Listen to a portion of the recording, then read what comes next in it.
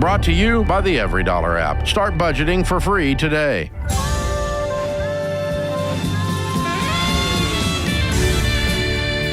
Live from the headquarters of Ramsey Solutions, it's The Ramsey Show, where we help people build wealth, do work that they love, and create actual amazing relationships. Jade Warshaw, #1 best-selling author, Ramsey personality, is my co-host today.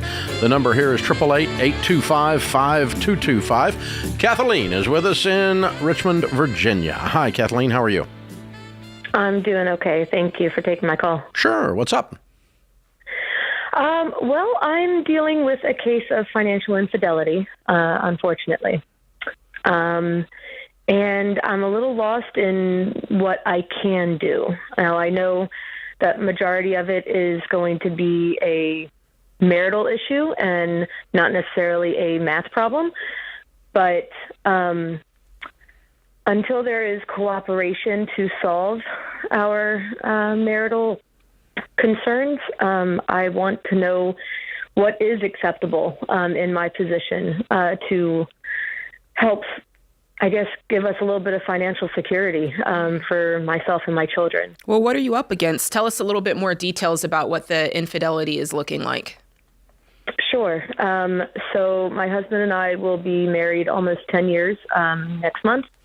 And a few years back, we've never had credit cards. We've always been on the same page. We did financial peace, and we did really good for a while. We had children, 4 children in about 5.5 years. And a few years ago, he opened up a credit card without telling me. And what did he spend? What did he run up? What did he run up? How much debt? Over $6,000 in 9 months. Okay. To do what? What was he doing? Buying hobby stuff. Are you guys not on a budget together? Are you doing a budget together at that point? We were. You were at that point? We were. Now, I had just had okay, so $6,000 worth of stuff appears in your house, and you're doing a budget that didn't show $6,000. Did you not have a question about that at that time? I did. So I found it. I found out about the credit card a month after he signed up for it. I found a piece of mail in the mailbox. And when I confronted him about it, he got super defensive. And then proceeded to use it however he saw fit, which none of it went to any medical bills, none of it went to the house, none of it went to me or the just children. It was all. So what was that conversation? Explain that conversation. What happened? Did he just say, you know what, we've been living this lifestyle. I don't know if I agree with this whole debt-free lifestyle. I think it's okay to use credit cards and I want to go forward with that. Was there a conversation, or it was just, who cares what you think? I'm doing my thing. Unfortunately, yeah, it was the latter. Okay, so how long ago was that again? Continued. It was about 2.5 years ago. Okay, and why would you have an expectation that it quit? You wouldn't. So when he maxed out the card, he came to his senses. We had a heart-to-heart conversation, and he still wouldn't let me help. He still wouldn't show me the balance. Let's try to sell some things. Let's try to, I said, I'll be happy to help. I'll pitch in. This isn't just your problem. We're in this together. Let's figure this out. And he was super reluctant to still do that. However, over the course of a year, he did not use that card, and he did eventually cut it up and cancel it, so and then continue to try to pay on it for the second year. Skip forward, because that was 2.5 years ago. Tell us what's happening today that's making you call the show. So in the spring, I felt he had earned some trust back, and I agreed to use 60% of our tax return to pay the card off in full. 3 months later, I find out that he has opened yet another card. Got it. Okay. So he's... Yeah, this has... you started the conversation correctly. I'm sorry, honey. This has absolutely nothing to do with money. Right. This is an integrity breach in the most precious relationship on the planet, which is between husband and wife. Right. You can't trust your husband. And that's where you've got to go with this. Okay? It has nothing to do with the fact that it's a credit card and Ramsey hates credit cards.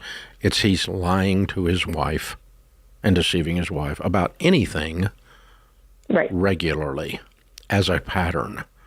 And this is a deal breaker eventually if you guys don't get this solved. This is not a situation where marriages last. And so you've got to sit down with a marriage counselor, both of you, immediately.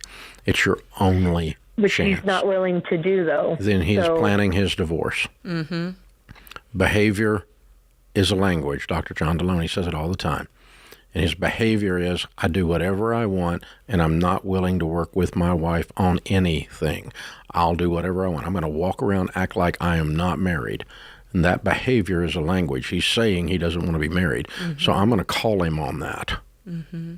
You go to a marriage counselor, not a radio show, and you get some advice from that marriage counselor immediately on how to begin. When I've gone to a counselor, because the initial, I'll say argument, because it didn't end up being a conversation, led to him telling me that I was the one that needed counseling and not him. So yeah, listen, that's got anything. We can't do anything about him. What I need you to do. There was no. But listen, there was no help listen to me. Stop talking. Listen to me. Okay. You need to go to a marriage counselor, and you need to get them to teach you how to frame an ultimatum. How to frame of, you're going to do this or this marriage is over. Because, honey, the marriage is over if you don't. The counselor can teach you. We can't make him go to counseling. We can't make him do anything. But we can, and you can, make him conform to a set of principles, a set of behaviors in order to stay married. And those behaviors sound like, go to marriage counseling so we deal with why I feel like it's okay to lie to my wife. Because if he'll lie to you about this, honey, he'll lie to you about anything. Well, that's the thing. That's where it is, because I don't want somebody to hear, oh, we're telling her to get a divorce because they don't agree on money. There's no way that this behavior is only but there's no way it's only playing out in that arena. You cannot stay married to someone who deceives you. Right. Period. About anything. Right. It's that simple. A liar is not a basis for any kind of relationship. Right. And but I'm saying, you can't have a business relationship. You can't have a contractual relationship. You can't have a marriage relationship. When my kids were little and they lied to me, they are out of relationship until their tail end cools off. Right. And I'm just saying that behavior rarely compartmentalizes itself into one category. There's often other things going on. Mm-hmm, You're exactly right. Yeah, if you're willing to lie and hide this, what else are you willing to lie and hide? And same thing is true with a team member here, an employee. That's right. Okay? There's a few things that we don't work on a plan to help someone turn it around. One of them is thieving. If you're going to steal, I don't negotiate with thieves. Right. I don't want to rehab a thief. You're just fired that day. Your dad didn't do his job. Your mom didn't do their job. So you're just fired. It's that simple. There's a couple things like that. And so these are integrity breakdowns. It's nothing to do with money. Money's just where it's manifesting itself.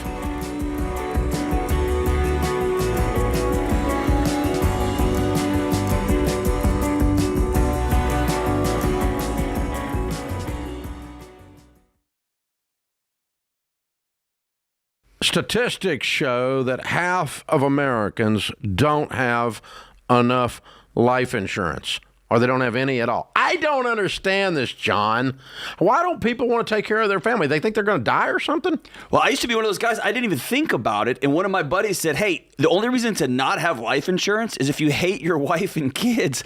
And I immediately went and got term life insurance. That's a gut punch. And, you're telling me, and for decades, Dave, I've sat across people who've lost a spouse. They've lost somebody important to them. Me too. They don't know what to do next. Me too. I mean, you're going to have a crisis here.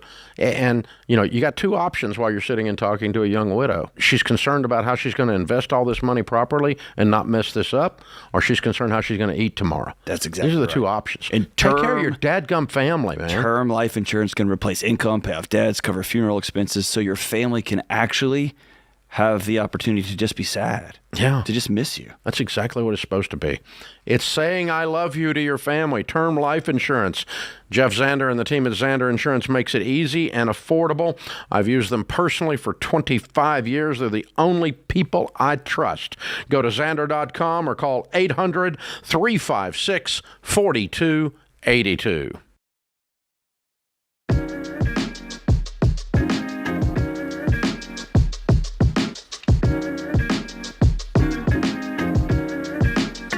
Devin is in Midland, Texas. Hi, Devin. Welcome to the Ramsey Show. How you doing, Mr. Ramsey? Better than I deserve. What's up? Well, I needed some advice from you guys. My wife, she works Monday through Thursday at a daycare. I work Friday, Saturday, and Sunday. I take care of a patient who has cerebral palsy. But with my son's about to start daycare for the first time, I have my Monday through Thursday open to me. We're living just about under paycheck to paycheck, so I'm trying to figure out if I should go back to work full-time, quit my job and find a normal 9-to-5 Monday through Friday, or should I go back to school? I'm thinking about getting my real estate license. Yeah, I definitely think you need to be working full-time to bring in money. The question is, what made you choose real estate? Do you know that's what you want to do, or is it just kind of like, hey, I'll choose this? Well, I've been in a lot of positions, jobs where I've always been good and having to do sales. To the point where I was even working at a oil change facility, and I wasn't even under the car anymore changing oil. I was literally just doing straight sales, upselling. What is the most money you've ever made in your life in a year? Oh Lord, I think my most paying job I've ever had was about $18 an hour. So I couldn't even. So 40 grand a year. Yes, sir. Okay. All right, and that was doing what? What were you doing at 18 an hour?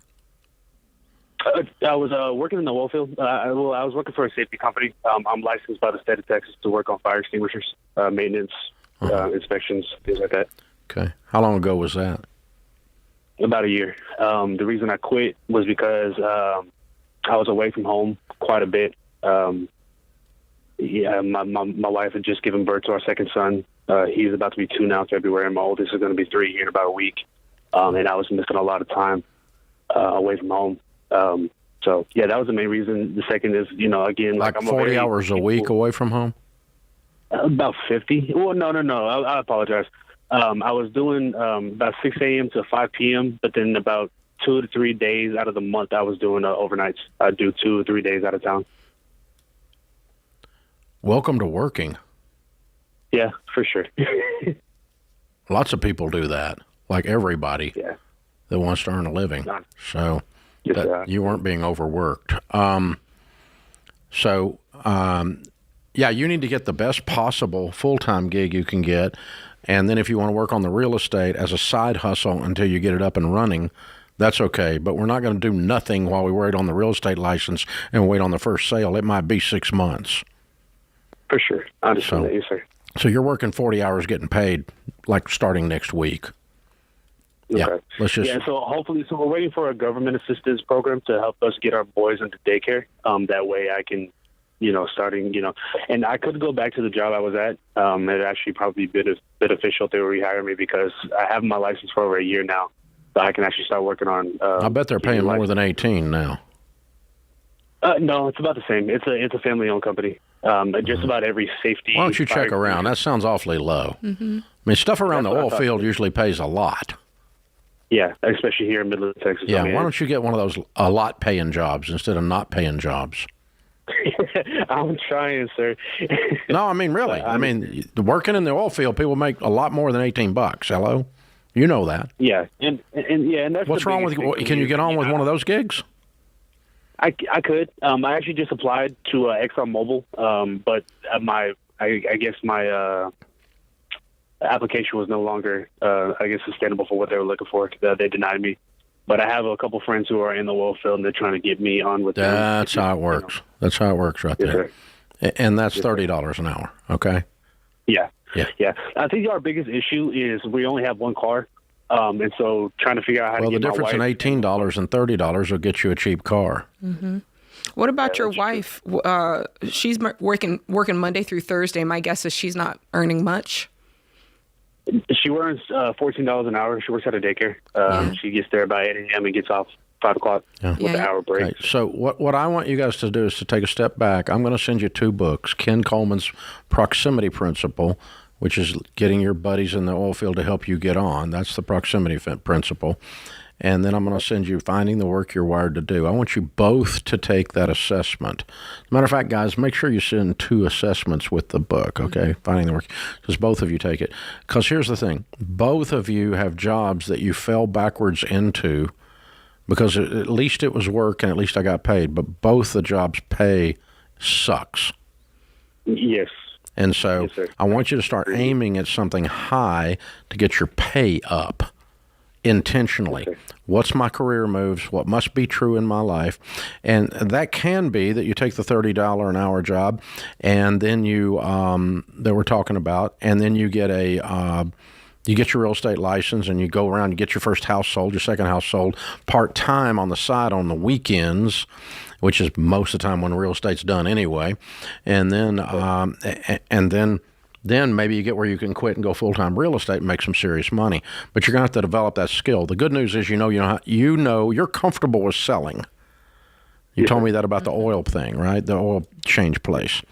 So, yes, sir. Yeah, but what we can no longer do is that you've been doing is accept low pay. Well, there's a wheel to that, because if you are spending a certain amount of your time doing a task and the pay is not worth it, you're going to lose interest in doing it and you're not going to want to go to work, which is what's happened to you. And that's the second thing. Yes. The second thing y'all not been doing well is you've not been working much. Uh-huh.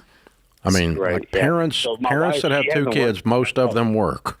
And y'all just together barely have a full-time job. Mm-hmm. And it's because you're not getting paid enough. So you need to find something that you feel is worth your time and you're excited about what you do. And then you're going to want to go to work. Yeah.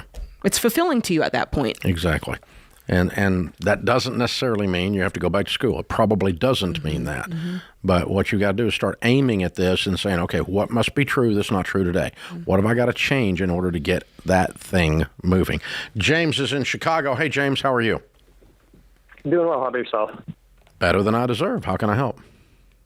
Yeah, so I have my wife's parents that love to death, super generous people, but to a fault, they have not been the best with finances in the past.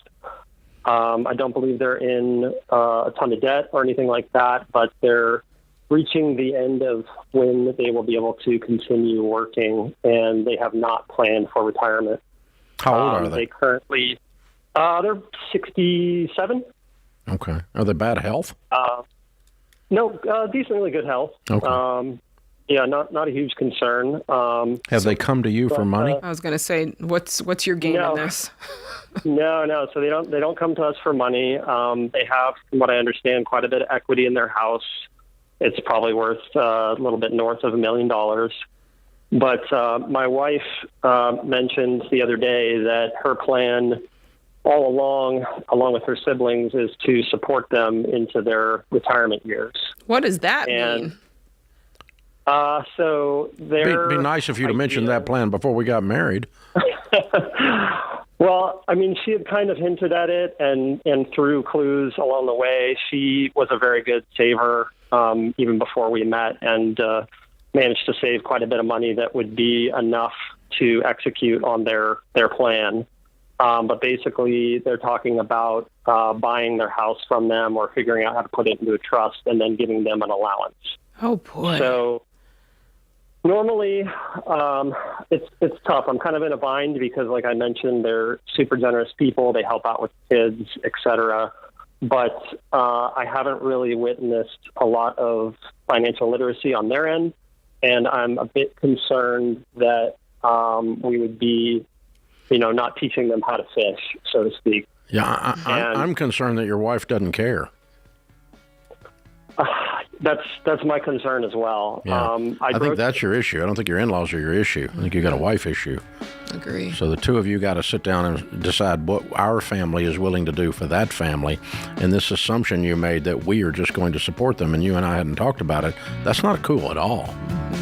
You just come in and surprise me. It's like, honey, I just bought a $60,000 bass boat. Look. we don't surprise people like that when we're married. We talk about things before we do them, and then we develop a game plan on that we're both comfortable with. And then that may involve you guys helping to educate them or be involved in some of their decisions on selling their home that they can't afford to keep.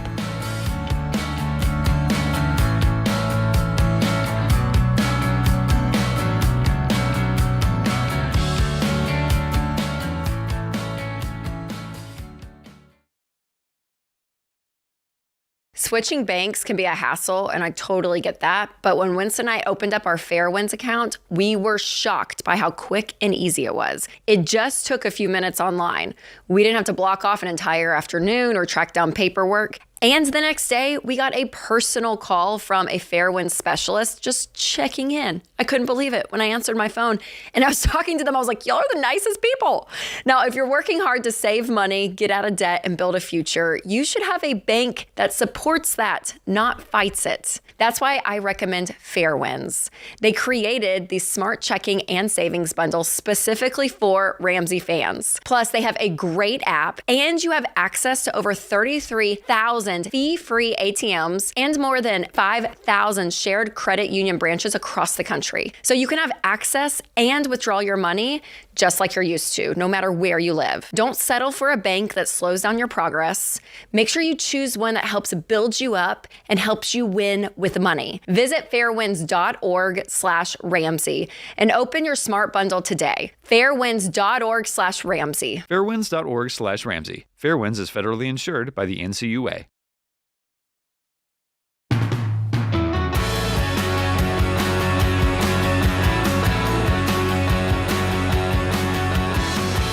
If you're feeling stuck and overwhelmed with your money, well, you don't have to stay there. Our book, The Total Money Makeover, is the crash course that helps you learn the Ramsey Plan, how to beat debt, build wealth, take control, and be generous. It walks you through the famous 7 baby steps in real language, and it's really fast, really clear read. Most people finish it in a day. We're now at about 14 million people have picked this book up, and it's helped them get what they need to do to get moving. Get your copy at RamseySolutions.com/store, or if you're on the YouTube or podcast, click the link in the description and we'll get you set up. This book has become the cornerstone of what we teach around here, and it has certainly moved a lot of people along. It's also been one of America's most famous coasters on coffee tables. It just sits there, and people set their coffee cup on it for 5 years until suddenly one day they pick it up and they go, "Oh my God!" Yeah. It's been screaming Mama at you gave all this to me, time. and I just put it on the shelf until I woke up broke one morning. Then I got it off the shelf. But yeah, that thing, it's the most delayed read book I've ever seen too. But it eventually, people pick it up, and then they go, "Oh, well, I can actually do this." Mm-hmm. Joseph's in Long Island, New York. Hey, Joseph, how are you? Good. How are you guys? Better than I deserve. What's up? Hey, I just wanted to ask. So I come from like a rather poor European household, and being that since a young age, I was kind of told that, hey, when you grow up, you have to be a doctor or a lawyer. And I kind of believed it and still did believe up until a few years ago that that was my only real option. But if we fast forward now, I'm about to turn 22 in a month, and I'm a senior in a community college. I've accumulated already $24,000 in debt. And I don't know if taking out another 100 to 150 for law school makes sense. Right now, for a few numbers, I work part-time while in college. I make $20,000 a year, and I'm currently going through a real estate course. So you've been told you have to be a doctor or lawyer. You don't want to be. And not only do you have to be a doctor or lawyer, but you would be the one to pay for or be on hook for the debt for obtaining a degree that you don't want to get. And you're asking us what do we think you should do. Correct. I think you should not go into debt for a degree that you cannot afford and don't even want. Let me make sure. You don't want to be a lawyer. Is that what you're saying? If it was free, would you want to be a lawyer?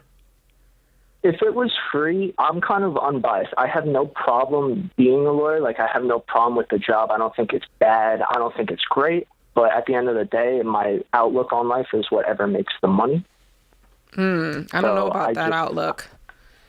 Yeah, I know it's a little skewed. Well, it's so much money. It's so much money to go in with no passion. And I don't think the prospect of I could make a lot of money one day is enough to keep you. Anyone in your family a lawyer? No, my parents are immigrants, and they work paycheck to paycheck. So they kind of So they wanted the good life for you. They wanted you to have the best possible life, and for them, that was doctor or lawyer. That's the way they saw it. So they have a good heart, but maybe their methodology is bad. Yeah. What's your degree in your undergrad? It's business management. Okay. And you think you want to do real estate? Yeah, so I work in the restaurant business now part-time, and a lot of my local regulars are real estate brokers, and they have expressed to me several times that if I go through the course, get the license, I can totally work for them right out of the gate. So I thought that might be promising. Okay. Well, that's true.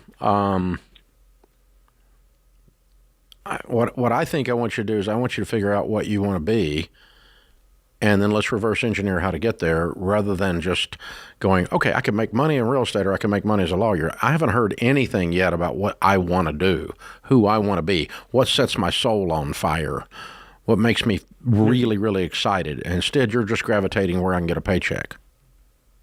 Gotcha. Yeah. So I want you to, I don't mind you getting paid, $800,000 a year. That's perfectly good with me. As a matter of fact, I think working your passion and making no money is a bunch of crap. Okay? Because if you work your passion, you ought to actually get good at it and make money. So I just don't buy that stuff. But on the other hand, working at something that you, to Jade's point earlier, that you don't have a lot of passion for, certainly don't want to go into debt for that. Mm-hmm. So you're living your parents' dream, and you're having to finance it to the tune of $150 on the lawyer thing. So I'm with you on that one, Joseph. I think we're going to tell mom and dad, hey, I'm going to go live the American dream. I just found out it's different than you thought it was. It's not a lawyer. Yeah. And they might push back on you. They likely will, but you're going to have to, that's something that you're probably going to have to power through as an adult now. Now. They want the good things for you. They want good things for you. They're not bad people. They just don't know how to define it. So I'll give you an example, Joseph. My grandmother, my grandpa worked for Alcoa Aluminum in accounting, and when he retired, he was a head cost accountant in Alcoa, Tennessee, okay? And so he had one job his whole working life. I go broke in real estate, lose everything. My grandparents think I'm going to be living in a box on the side of the road, which was pretty close, but not quite. And then I write a little book, and the day my publisher called to tell me that we had just sold the 1,000,000th copy, my grandmother was the next call, and she said, honey, I was praying this morning. I'm worried about you. When are you going to get a real job? Okay? So what that means is my grandmother loved me a lot, and I loved her, and she wanted what was good for me, but her definition of what was good for me was 38 years at Alcoa Aluminum. And meanwhile, I just sold the 1,000,000th copy of Financial Peace, okay? And I thought it was doing okay. I had Financial Peace, Granny. But she couldn't get her head around that, even though she wanted good things for me. Mm-hmm. She wasn't bad, okay? But it didn't fit, and that's where you are. Your mom and dad want you to be a lawyer because for them, that's the 38 years at Alcoa Aluminum. That's the great American dream. It's something you can count on. All lawyers make money. All doctors make money. That's what their eyes see, although that's not true. But that's what their eyes see. And so them, you convincing them may take a while with your success. You may have to become successful before they become convinced that this was a good idea to not go to law school. But I think you shouldn't go to law school. I agree with you. Gotcha. Okay, but I want to honor their hearts because they got good hearts. My granny had a good heart. Okay, and we don't need to be disrespectful, but it's just because from where they came from, that's the definition of success. If you time warped them back to 1950, and you were in small town America in 1950, you need to be a doctor, a lawyer, or a banker. Well, God help you if you're a banker today, but yeah, and that was who was in the Chamber of Commerce in the small town and the people that went to the country club, and so that was the definition then. And that's what they've got in their heads is that 1950, 1960 persona. Mm-hmm. So anyway, now let's go on to Joseph. I'm going to send you a copy of Ken Coleman's book, Finding the Work You're Wired to Do. I want you to take the assessment, and I want you to start thinking about what I can do that when I'm 40, the 40-year-old version of you is going to look back at the 23-year-old version of you and thank him. Thank you for appreciate for that. doing the soul searching to find out where I can make a lot of money on something that sets my soul on fire. And that's where you need to be, sir. Mm-hmm. And so the answer is probably neither one of these, but it could be real estate. It's okay. I don't mind real estate. If you do real estate, by the way, it's going to be tough. 22-year-olds selling houses have a problem. You're going to have to grow a mustache because you look like you're 12, and nobody buys houses from 12-year-olds. I know. I got my real estate license when I turned 18. It was hard wearing my disco clothes and show houses, right? So. Complete with Mr. T starter kit gold chains. I'm just saying. But, you were wearing gold chains, Dave? Hey, it's disco time, man. Yeah. A while back. It's a minute ago. All right. So hang on. We'll send you all that stuff out, honey, and we'll help you out. But your mom and dad are sweet people. They're good people. We're not going to dishonor them. They just want the American dream for you. It's why they fought to get to come here. And that's why a lot of people want to live in America, because it's the best place on the planet to live. And they fight to get to do it.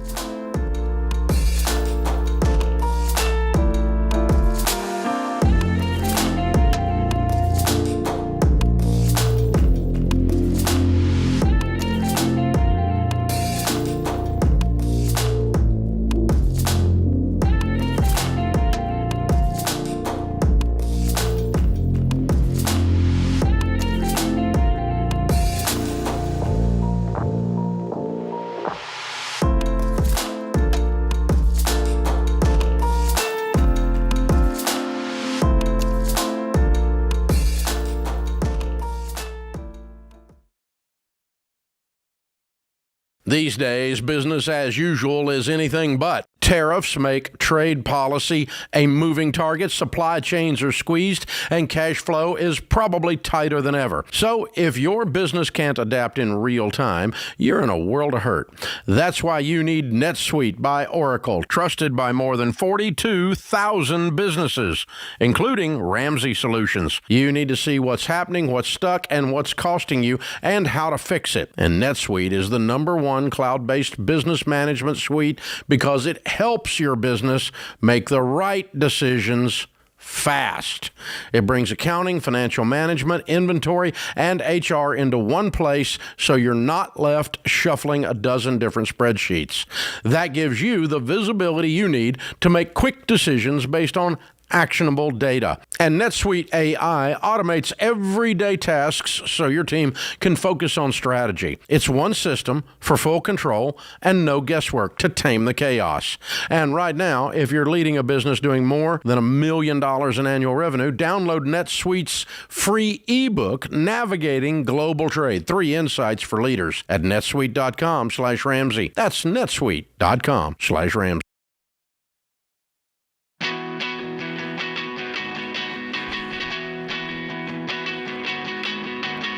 Are you staying on track with your baby steps? You can take a quick quiz to check your progress for free and receive a personalized plan for free, just for you. Simply head to the show notes, click the link titled, Are You on Track with the Baby Steps? And complete the quiz for free. Maddie is in Salt Lake City, Utah. Hi, Maddie. Welcome to the Ramsey Show. Hi. It's such an honor to speak with you both. You too. How can we help? Thank you. Me and my husband are currently on baby step number 6. My question is, I am wondering if this is something I need to prepare for. My father, he owns about $12 million in rentals in apartments. My siblings, there's about 4 of us, and they are not interested in inheriting them when that time comes. And I am wondering what I would need to do to buy them off when we get to that point. Like, do I need to start saving now? It sounds like you'd need $9 million. Their portion. Excuse me? Sounds like you'd need $9 million. Yeah. How old are your parents? My dad is 66, my mom's 65. What's your household income? Me and my husband make around $230K a year. Well, I mean, mom and dad got to live a while because you're not ready, right? Exactly. Yes. Yeah. but that's a lot of money. So why are you so interested in owning these particular apartments? They run very well. Me and my husband, we managed them for years while we were setting up a house. We lived in the apartments so that we could put a down payment, a good down payment on our current home. So we know how to run them. We know the numbers. We know the books. We know what it takes to run them, and we would love to become landlords. Yeah. Is there any debt on them? No. Okay. All right. Well, they're going up in value every year. So the longer your parents live, the larger the number is. But the longer your parents live, the more time you've got to save up to get ready to do this. If you have $9 million and that's your entire net worth, I would not tell you to buy them out. I think it would be unwise to have your entire net worth in one apartment complex, even though you like it. So you're going to need $20 million for this to be wise, right? Which I'm not real hopeful of. What is your net worth? They're in baby step 6. Yeah. So, I mean, you got some equity in the house, but still got a mortgage, and you got some money in your 401k, and so, but you're making good money. That's good news. So, the only way to buy them out is one of two things: either have the cash or go into debt to do it. And so, I'm going to have the cash, and if I have the cash, I wouldn't personally tell you to keep an investment property that one investment property composes almost your entire net worth. I think that's really dangerous. Okay. So that was going to be my question: is if we should jump into investment property sooner, and that way when this comes, we can sell that and use that money. No, we don't get in a hurry. You still go build wealth. You make good money, get your home paid off. Let's pile up some cash. If you want to buy some other properties as your baby step 7 goes, that's okay. Pay cash for them as you go. But I'm not going to panic and do something silly to try to get rich quick so that I'm ready to buy Papa's apartments. I mean, worst case scenario is when this day comes and you get your split of whatever the money was when you sell off these apartments, you take that money and go buy your own piece of rental that you're doing. I mean, that's worst case, right? And you're still doing the thing you want to do. Yeah. You're just... Right. Let's pretend that this is a few years from now. Let's just make up some numbers just to kind of give you an example of what Jade's talking about. This is where I would see it coming down. If I was your dad, and I'm your dad's age, okay, and I've got a bunch of real estate, this is how I would tell my kids to look at it, okay? Because you got a single asset here. It's not diversified. You have this single asset. So I would say if you guys, if it's worth $24 million when I'm gone, you'd get $6 million each.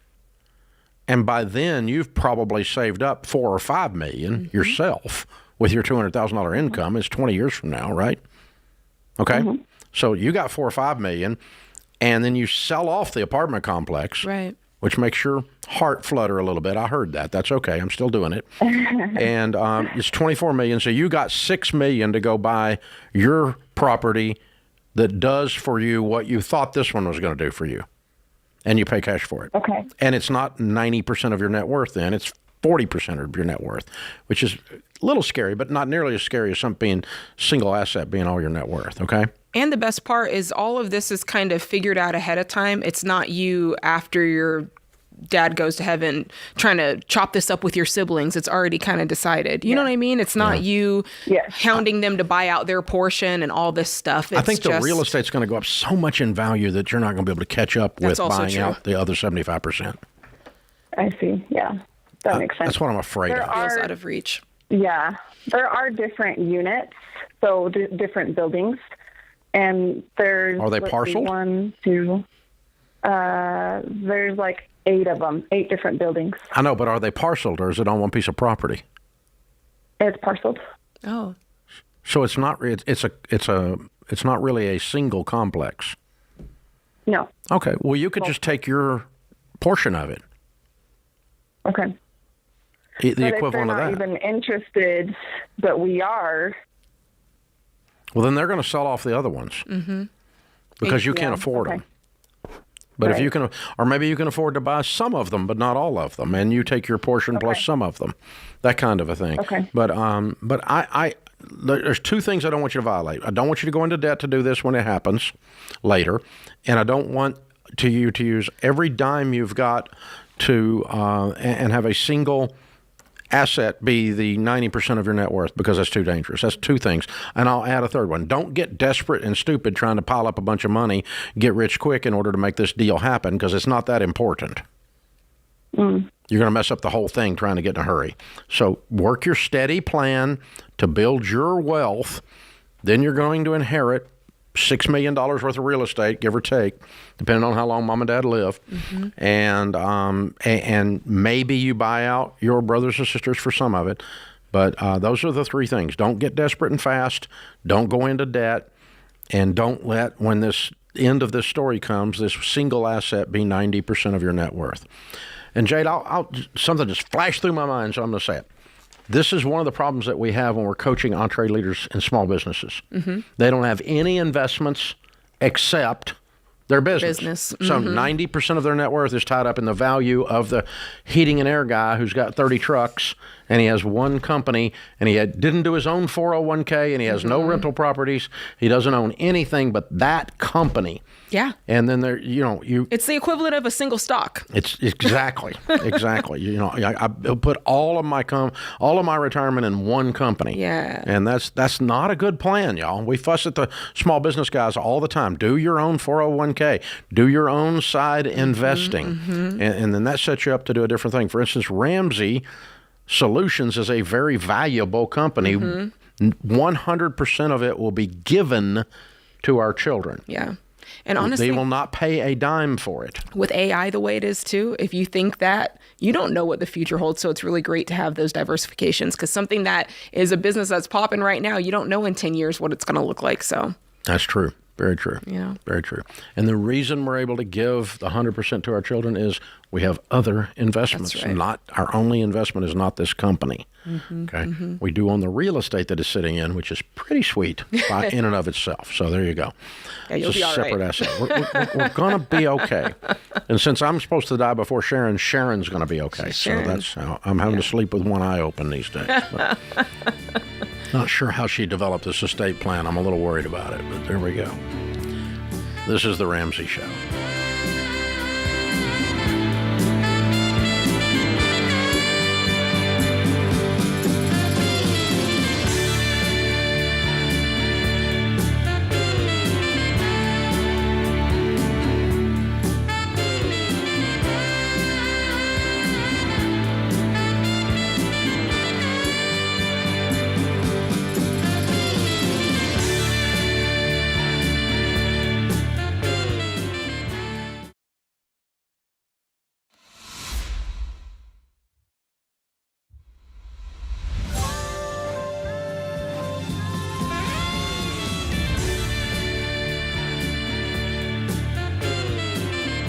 Live from the headquarters of Ramsey Solutions, it's The Ramsey Show, where we help people build wealth, do work that they love, and create actual amazing relationships.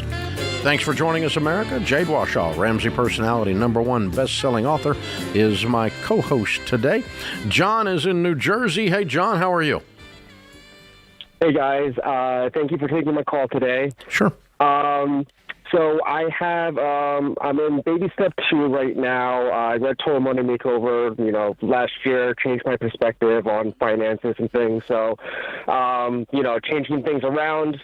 And my wife is, I would say, 80% on board with the plan. But we have 2 debts left. We basically paid off about $100,000 this past year of car notes, things around the house, student loans. And our last 2 debts are her student loans and a 401k loan that we took out before I knew not to do that. How much are those? Put a down payment on a house. So her school loan debt is about $6,500, and the other one is $40,000. And I know that you're supposed to do smallest debt to largest debt. But in this situation, my wife doesn't want to pay off her student loans first because we get a $50 stipend from her company, which is basically, quote unquote, free money. And so she wants to keep that going as long as. I'm sorry, what was that? How much do you get? $50 per month. $50 to keep a student loan around? That's $600 a year. That means 10 years to pay it off. No. So we're paying over. I know. If you want to keep getting the $50 and that's your rationale, then you're going to pay it off at $600 a year, $50 a month, which is $6,000 for 10 years. Right.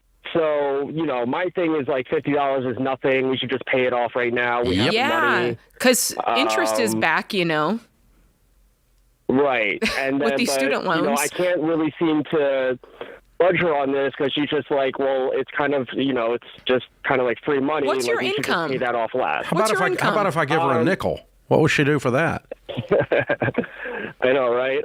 So our income is just like our base income is just shy of $300,000. $300,000? Wait a minute. $300,000, and this woman is keeping a $6,500 student loan for $50. That's you going. That's Chick-fil-A. What are you saying? Yeah, no, that's what I'm saying. I mean, you know it. Oh, wow. Yeah, she doesn't want to budge on this. So, no, we have to stop. Yeah. Okay, we have to get past stupid. This is stupid. Okay, I don't care if she wants to budge. She needs to get her head wrapped around the mathematics of how dumb her not budging is. You've paid off $100,000 It's ridiculous. You're not going to keep this loan long enough to get much $50. Because even if you turn around and pay off the $40, you've already paid off $100. If you pay off the $40 in the next 6 months, you're going to pay off the $6 right after that. I assume you're not going to keep it forever. Or does she want to keep it like it's a pet? No, so she wants to pay off this 401k loan first. And I know, then, so 6 months. What's the difference? She does want it just to ride it out, basically, which would be about 2 years. What's the... No, it does. It's not 2 years, honey. It's 10 years. Y'all need to work on your math skills. No, we're paying $337 right now, and then we get $50 on top of that. I got that, but the $50 you're writing it out for would take 10 years to get. You're working your butts off for $200 here. Yeah, I agree with you guys. It's just asinine. And no, we're not going to ride this out, honey. We're not keeping this thing around like it's a pet. We are getting out of debt. You have to use there's no rationale I'm here. just aghast at if she was getting $500 a month. I mean, and you want to keep it for a year and let that thing pay it off. Okay, we'll talk about flipping it that way. $50. But this is like that's nothing. I'm so confused as to how much value she is putting on this. There's something else to it because it doesn't. Not making $300,000 a year. She's just so proud of her no company. Sense. She's so proud of her company for doing this. I don't know.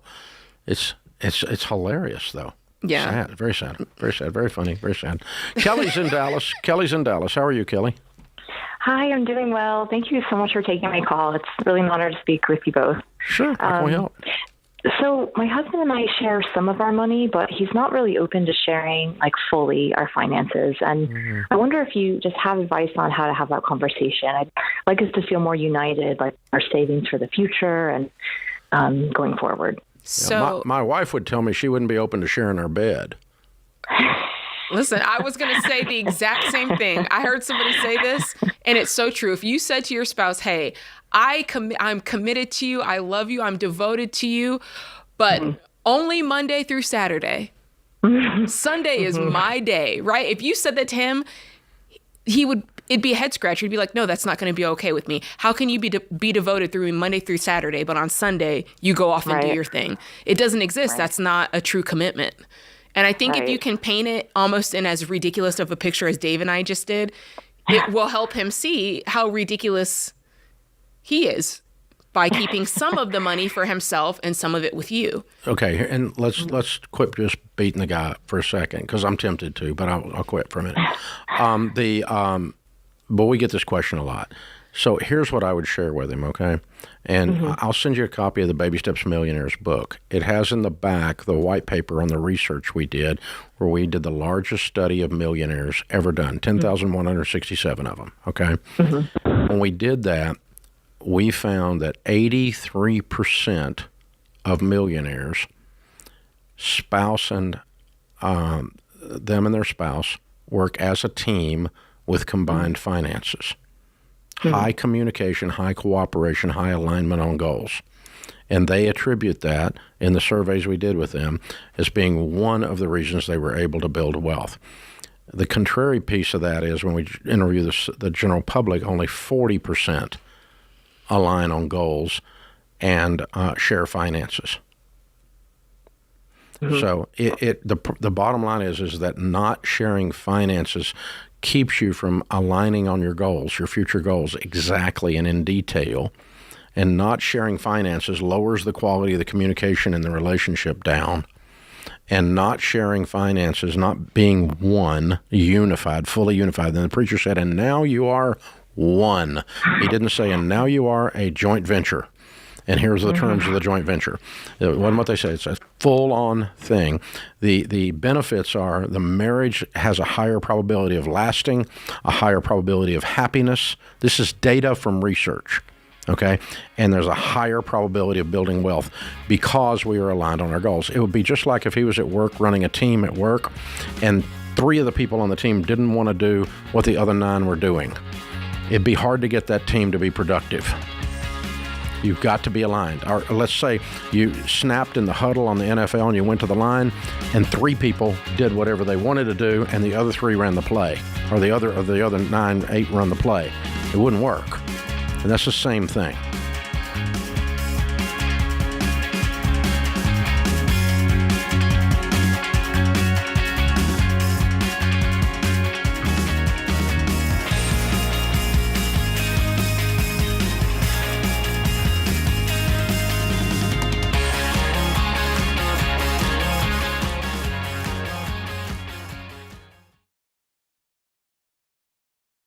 Buying a home these days can be a real dog-eat-dog situation. Just when you think you've found the right house, somebody else swoops in with a better offer. So you need an edge. Home Buyer Edge from Churchill Mortgage can help you win against the competition with the ultimate triple threat for home buyers. 1, your pre-approval is handled by real humans, not just a computer, so you're positioned like a cash buyer even without the cash. 2, sellers love a sure thing. So Churchill backs your offer with a $10,000 seller guarantee. If your loan falls through, the seller gets $10,000, which takes away their fears about financing and gives them another reason to say yes to your offer. And 3, Churchill secures your rate for 90 days, so you don't have to worry about the interest rates going up while you find the right home. It doesn't cost you anything extra, and if rates drop, so does yours automatically. With Home Buyer Edge from Churchill, you're not just another buyer, you're a top contender. Go to churchillmortgage.com to arm yourself with the ultimate home buying edge today. That's churchillmortgage.com. This is a paid advertisement. Home Buyer Edge and Seller Guarantee are available for qualifying borrowers and select loan types only and are not available in all states or locations. NMLS ID 1591, NMLSconsumeraccess.org, Equal Housing Lender.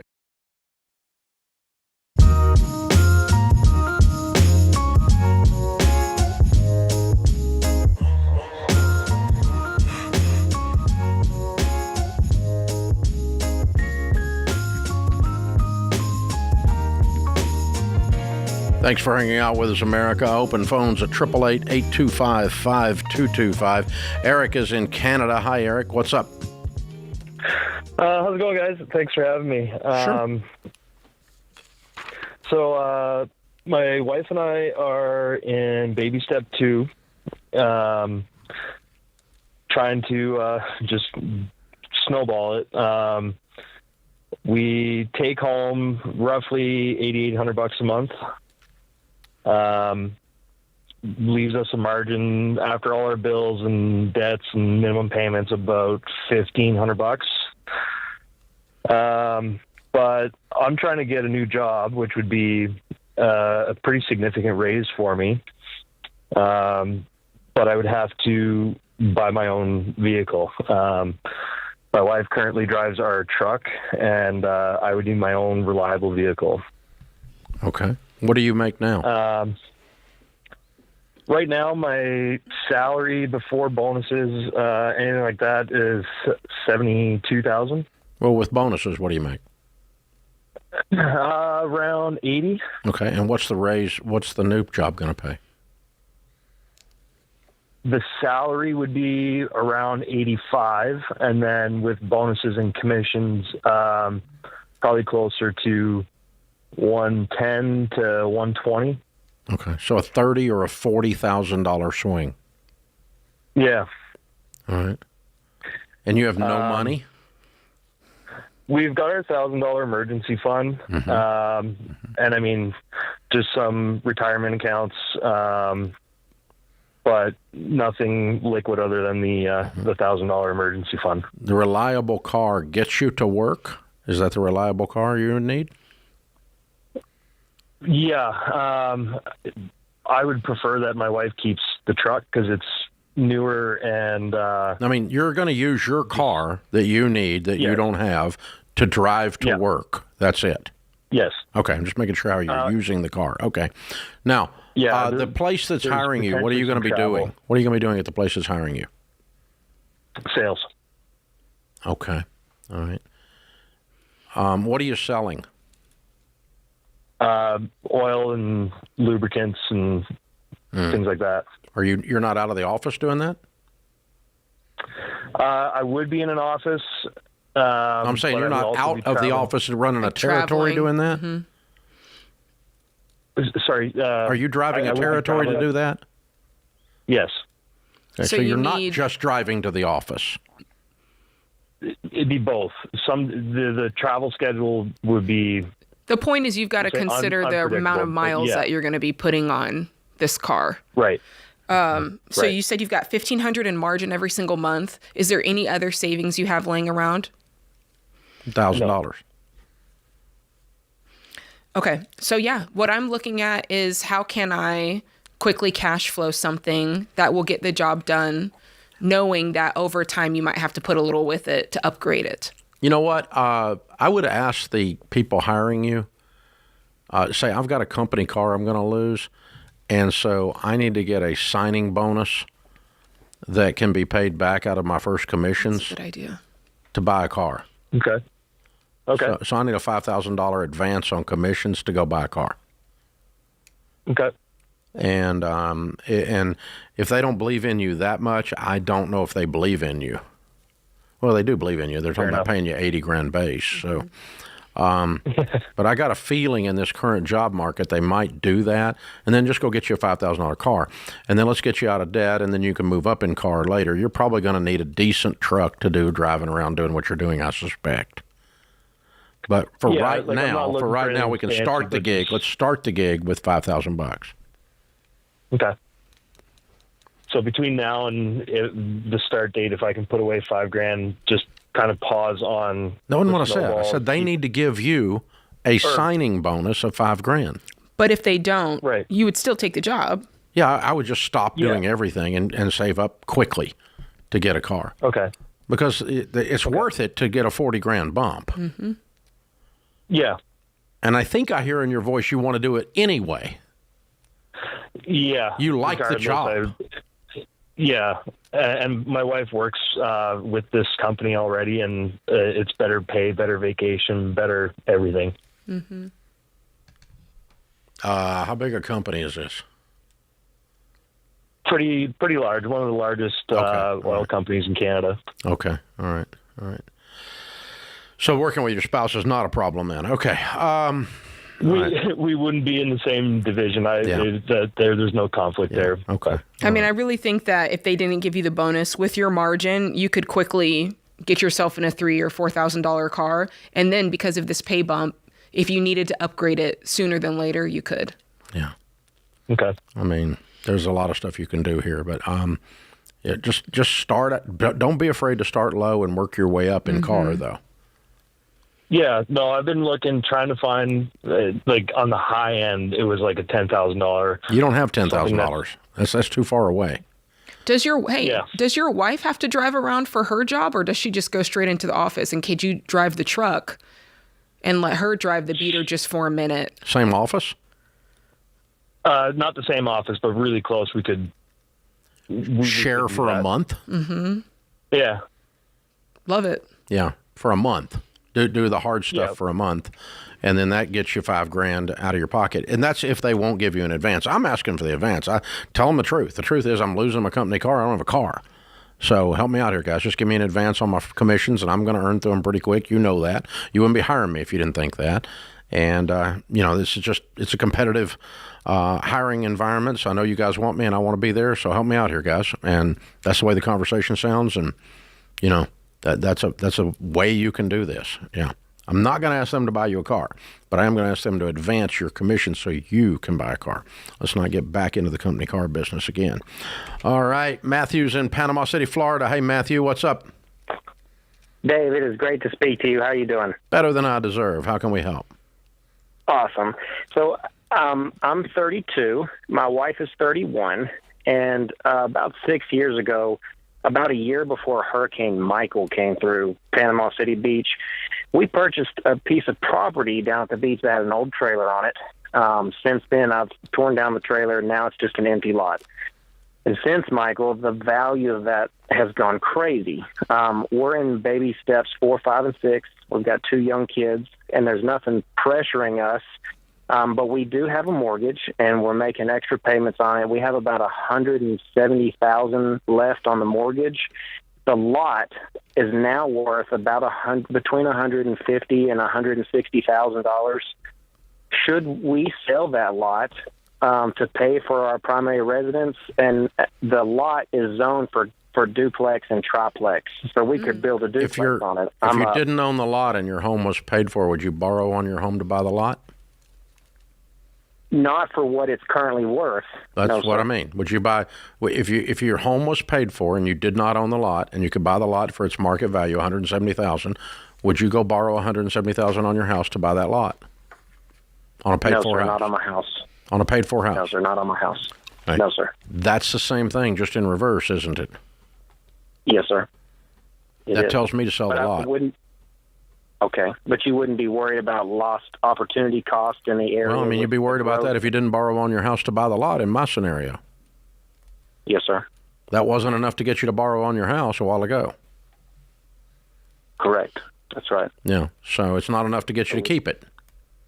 Okay. Because we're going to pay off the house. I love paying off your house, and I think it's so cool that you made a great real estate transaction, and now that everything is paid off and you're in baby step 7, you can save up and do some other real estate transactions with cash.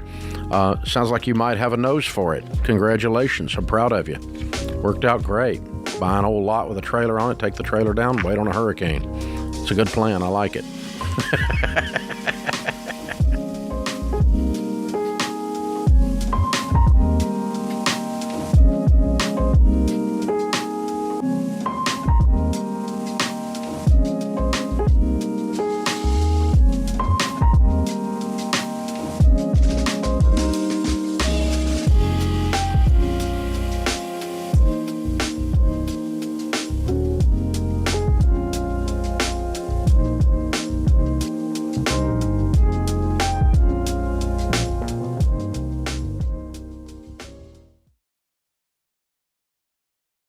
Okay, Rachel, the internet officially knows too much about all of us. So much, George. I mean, our names, our addresses, even our relatives' names. And what's crazy is even if you opt out, data broker websites can still get your info. Don't like that. No. And just a year ago, get this, the average person had about 300 pieces of personal data floating around online. Now it's over 600. It has doubled in a year. You guys, that is so concerning because that info then can be used in phishing scams, impersonation, and even harassment. So that's why George and I both use and love Delete Me. Yes, Delete Me scrubs your personal info from hundreds of these data broker sites, not just once, but all year long. And there's real privacy experts behind the scenes doing this. business, not bots. So this is digital hygiene we all need. We all need it. And then they will send you a detailed report showing exactly where they found your data and what they removed.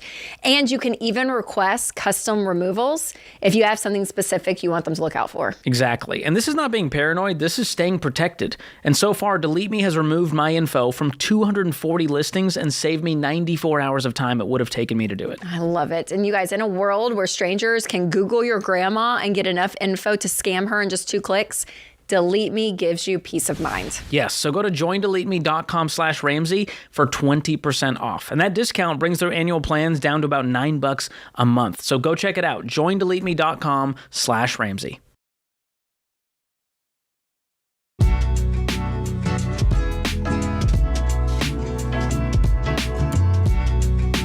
In the email bag, Dave, my husband and I are celebrating 35 years of marriage this August. We started using your EveryDollar app 18 months ago. I cannot thank you and the team enough for this. For 35 years, our major arguments were around money. Although we've been extremely blessed and responsible financially, our money was still controlling us instead of the other way around. In the past, we had wildly disparate views. For example, rightly or wrongly, one of us would believe the sky was falling while the other spouse would believe there's sufficient money to buy a vacation home. We didn't have actual concrete facts. Without that knowledge, we didn't really understand where the money was going every month, and any emotional financial baggage from the past experiences ruled our discussions. Now we can act not on vague beliefs or controlled by childhood traumas, but on actual knowledge. We have the facts. We know exactly where we choose to spend, save, invest, and donate every hard-earned dime. We no longer have little hidden purchases from each other. Finally, after decades, we are truly in this together. It has brought increased harmony to our relationship. I only regret we weren't doing this when the children were younger so they could have seen this in action. Regardless, I want to thank you for your hard work and applaud the young couples and individuals who are developing these skills early in their lives. It is a blessing. Way to go. Very cool. Awesome. If you're tired of living paycheck to paycheck, we have free EveryDollar trainings with the Ramsey personalities. How to put that budget in place like that lady did. Jade's doing one this coming Monday.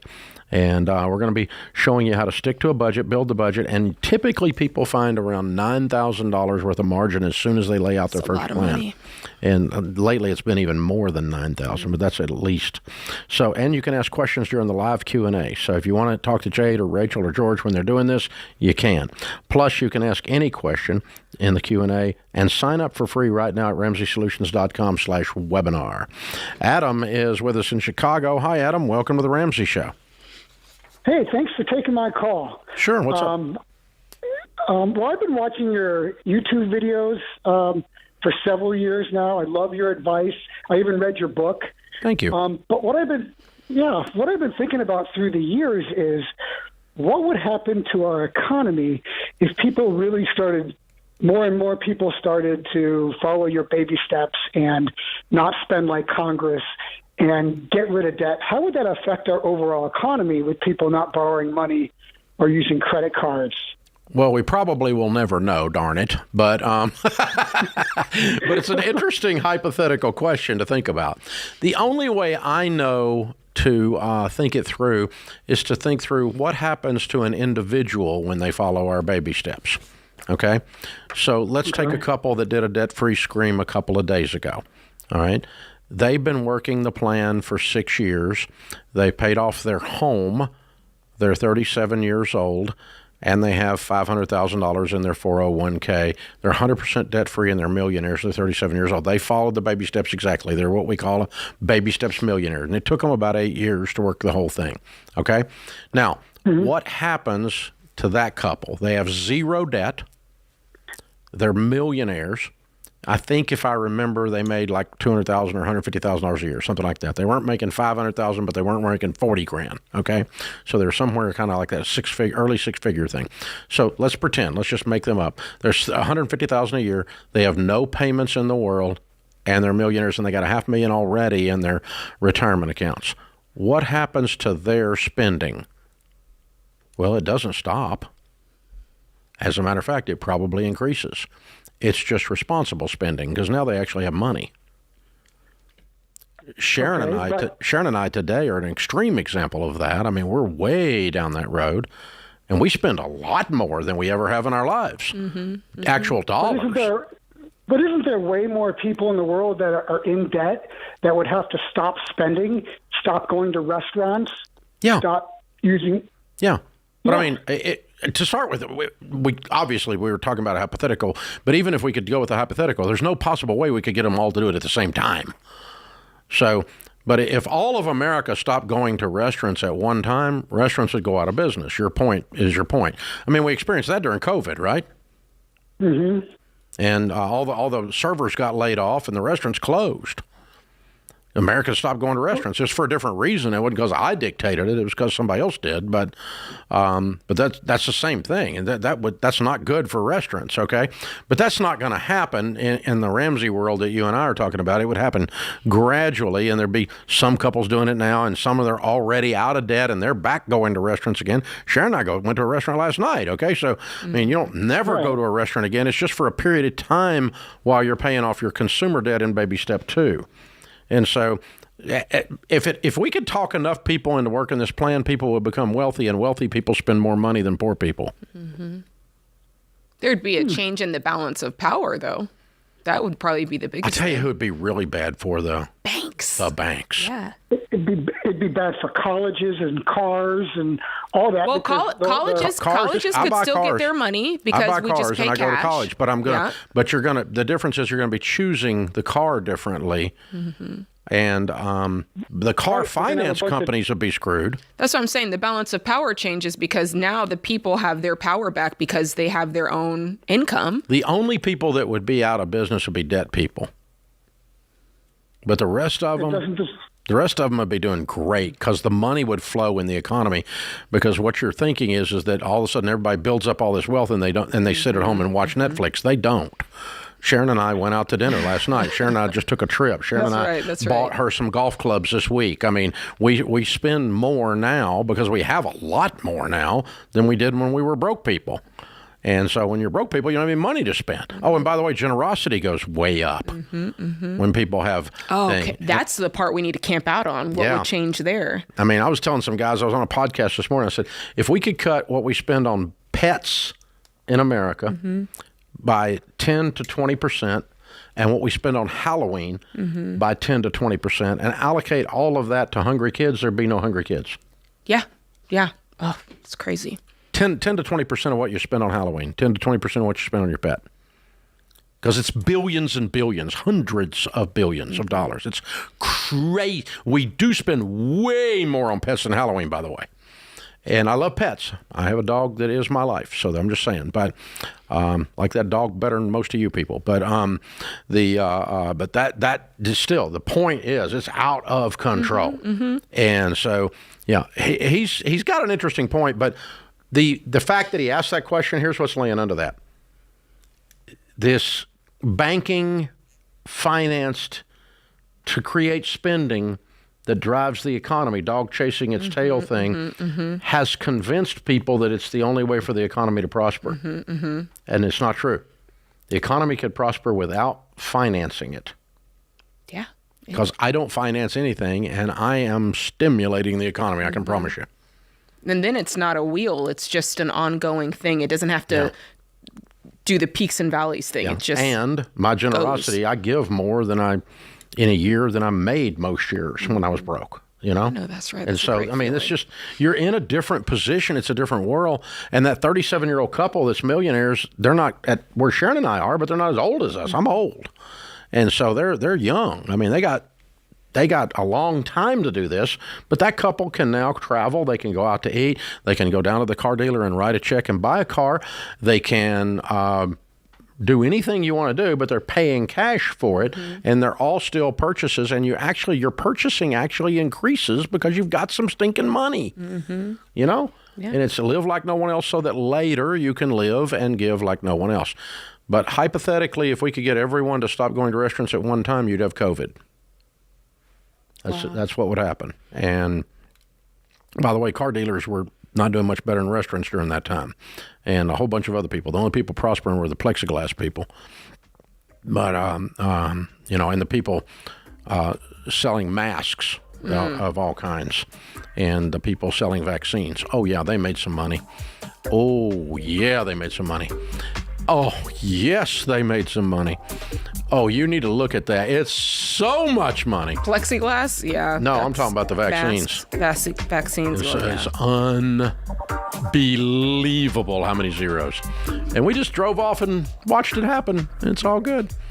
So many zeros. Can I talk about how many zeros it is? Say unbelievable again. Can I say unbelievable number of zeros?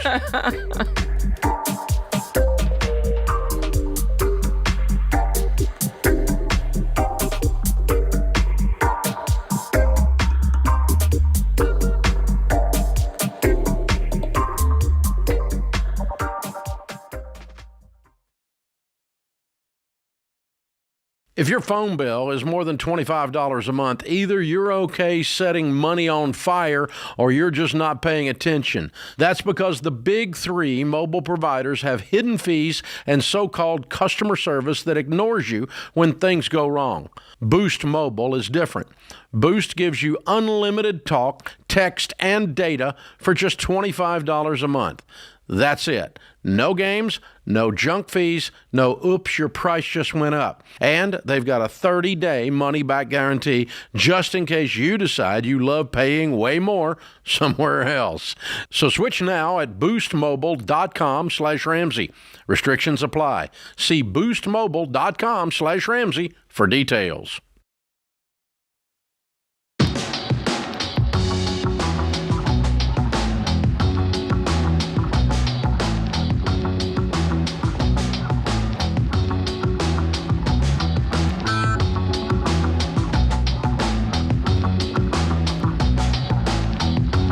Ramsey Show. Question of the day is brought to you by Why Refi? Stuck with private student loans that are in default? Well, Why Refi can reduce your payments and help you get control of your finances. Take the first step towards getting unstuck. Visit whyrefi.com/Ramsey. That's the letter Y, REFY.com/Ramsey. Might not be in all states. Okay, today's question comes from Margaret in California.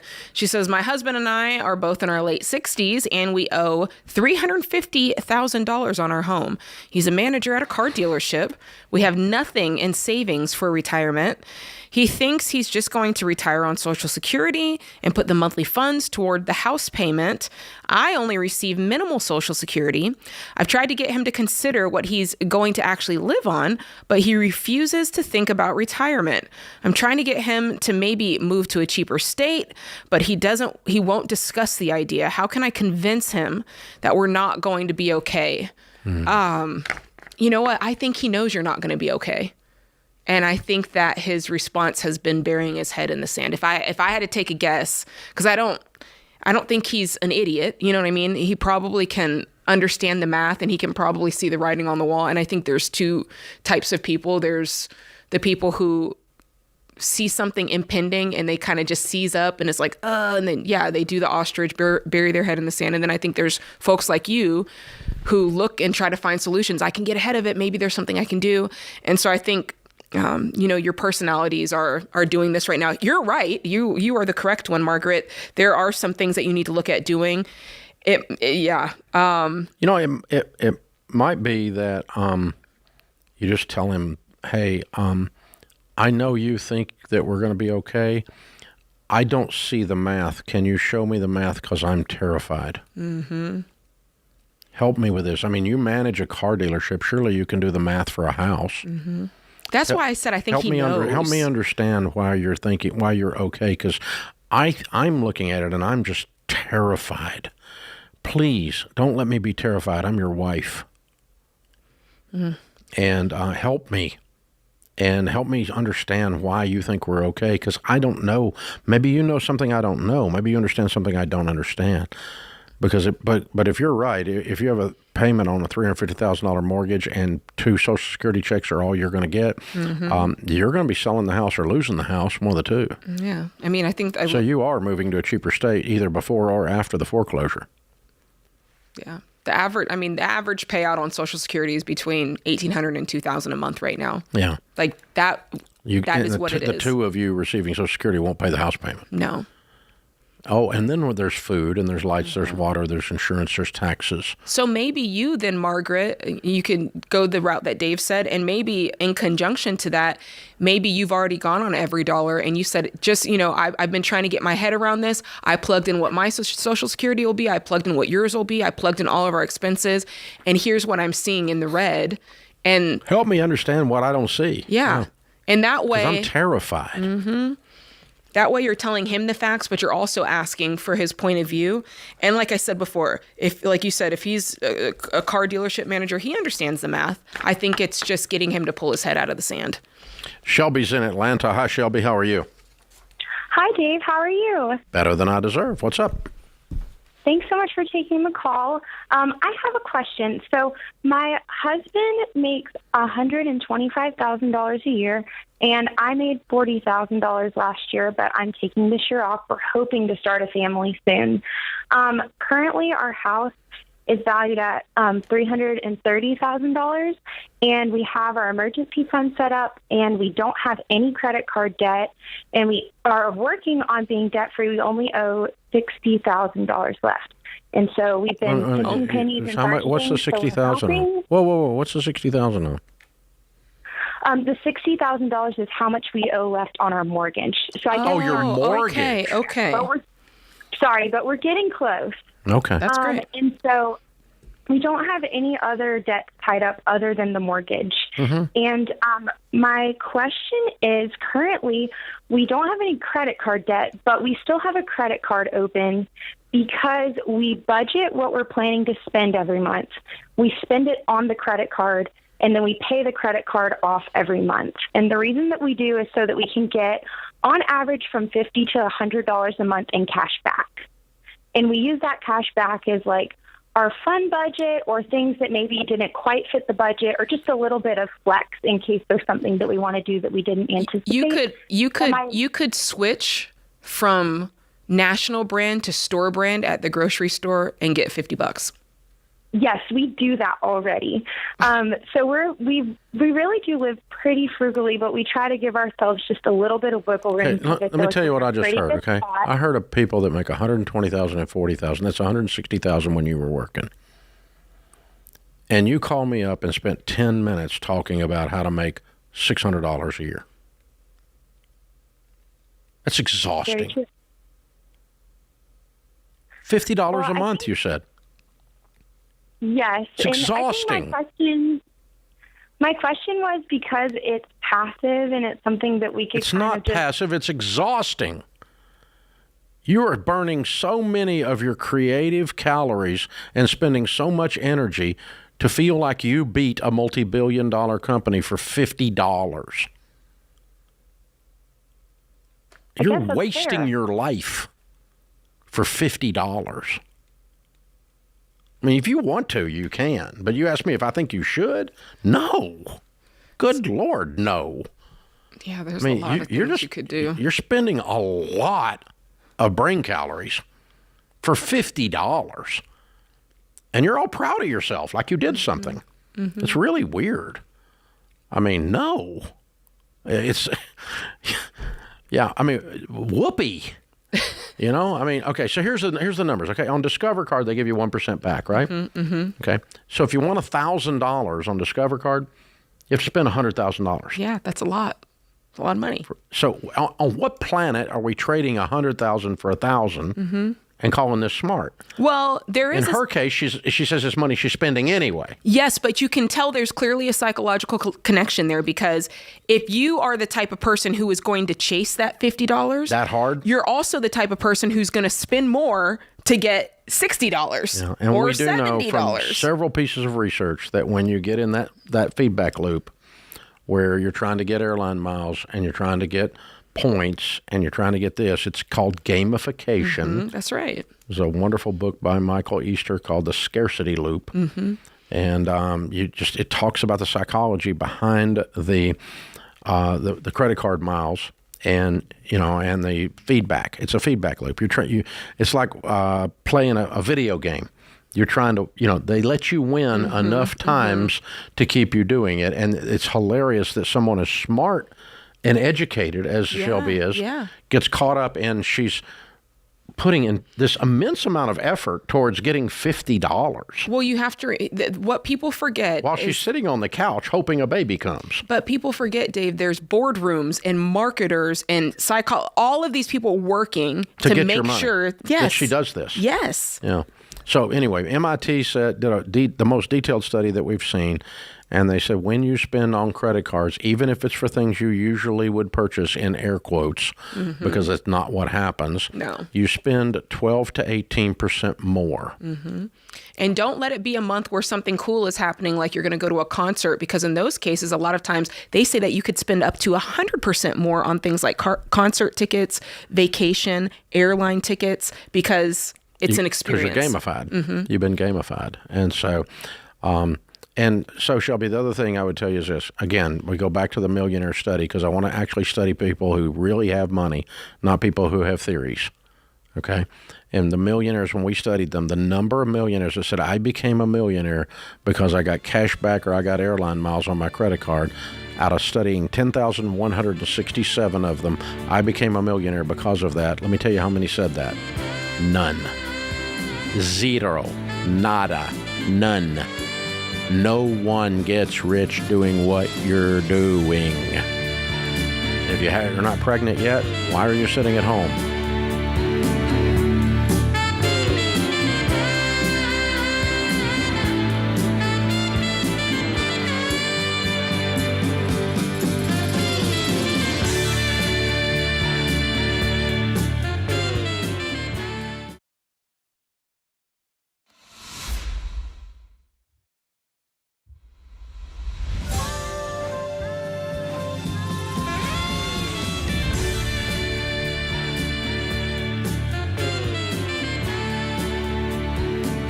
Live from the headquarters of Ramsey Solutions, it's The Ramsey Show, where we help people build wealth, do work that they love, and create actual amazing relationships. Jade Warshaw, #1 best-selling author, Ramsey personality, is my co-host today.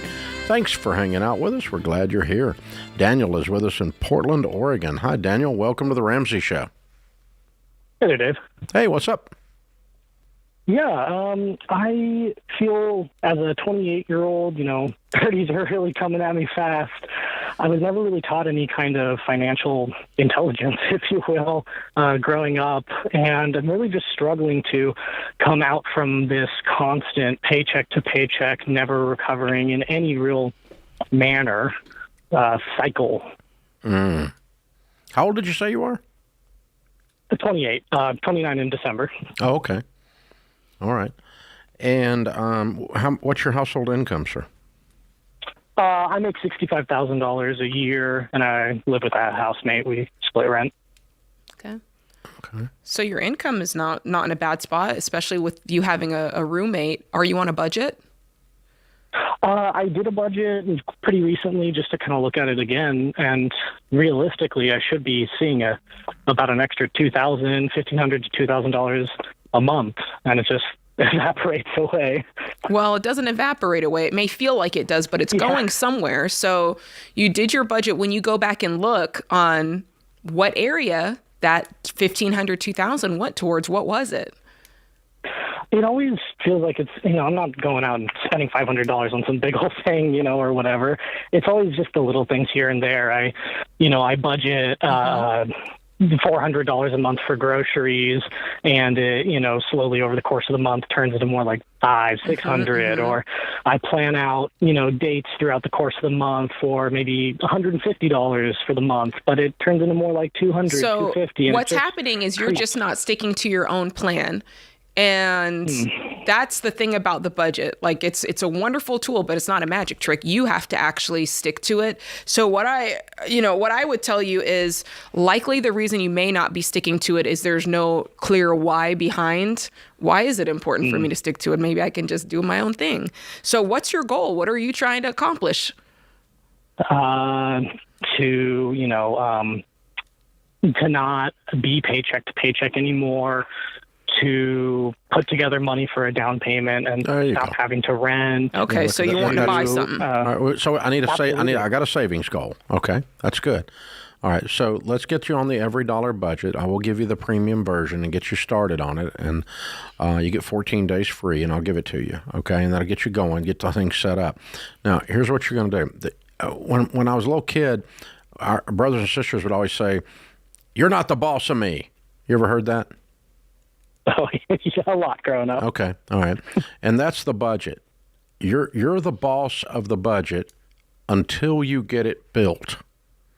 And once it's built out in every dollar, and every dollar of your income before the month begins has now an assignment and a mission.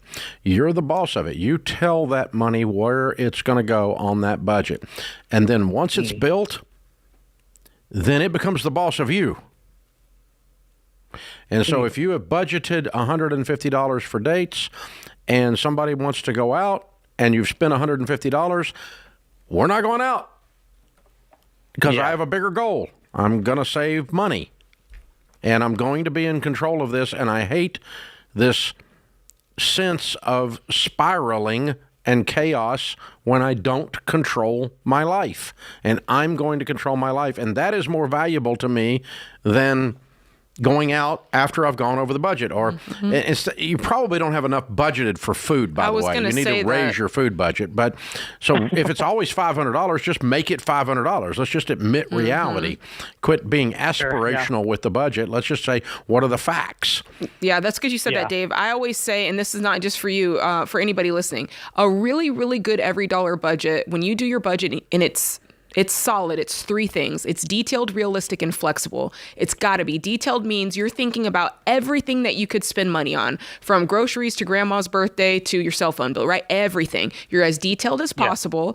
And then the realistic part is what Dave said, like, hey, this has to be enough for me to actually eat on, because if it's not, you're going to constantly go over that category. And that is in turn is going to tell you, hey, I can't stick to a budget. I can't do this. And so you're creating this negative feedback loop. You need to stop that and actually be realistic on the amount. And then the flexible piece of it is there are times where you say, man, you know what? Oh man, I forgot, Amazon renewed and I forgot about that. Yeah. If you have to take from a less important category to make that work. But the point is you've got to be active about this every day. A lot of people set a budget and it's like, well, I set my budget and that's it. And they think that's done. It has to reset you. So the other way you can pretend, and these are mind tricks I would play on myself, is I pretended like someone hired me for $100,000 to stick to the budget. And if I didn't stick to the budget, I was going to get fired. I like that. And if I like that. And then that would cause you to check in with it every day. You'd be tracking every transaction, right? Making sure. Yeah. And it sounds like you're more of the, I just close out my budget at the end of the month and whatever, spilled milk. And then when I look back at it, it didn't work. But no, you got to check it like all the time and go, do I have the money for this? And so, and then that tells you, the budget tells you no, you stop. So if you're at $500 and there's 4 days left and you're out of money for food, you go to the cabinet and you warm something up in one of those cans. Okay. I mean, you stick to, you're doing, it becomes a game that I've got to tell this money what to do instead of wondering where it went. Yeah. Because it feels like it's slipping through my fingers. And the problem is that when I was listening to you earlier, the language you're using is the same language I used on myself. It's what got me riled up, because I used to talk to myself that way. And I want you to talk to Daniel nicer. Okay? Daniel is not an undisciplined character. He's not an undisciplined doofus. Daniel actually just didn't have a system. Okay? And once Daniel gets a system in place, then Daniel's going to find out that he's actually a fairly disciplined, fairly mature guy that can do this stuff. But you're not an out-of-control 4-year-old. Because I've been talking to you for 5 minutes. You're able to string sentences together. You're articulate. You're bright. There's no reason you can't do this. But you've just kind of let it happen to you. And I want you to get on the other side of it and put your foot on the neck of this thing and stand on it. Yeah. And you can do that. Thank you. You can do that, can't you? I can. Yeah, I can. Absolutely. So we're going to sign you up for Every Dollar. Jade's going to be doing a free webinar for Every Dollar on Monday, and we're going to have Kelly sign you up for that too. We're going to put you in that, and you can join her for it's got Q&A in it, and she's going to walk you through how to build out those budgets, and the rest of you can join that too. It's a free webinar. Just go to RamseySolutions.com/webinar, get you right on there, and we're doing one a week or two a week right now with the Ramsey personalities on how to do exactly what Daniel's trying to do. And Daniel, you're just like everybody else. We all had to learn this. You're not better, you're not worse. I think you can do this.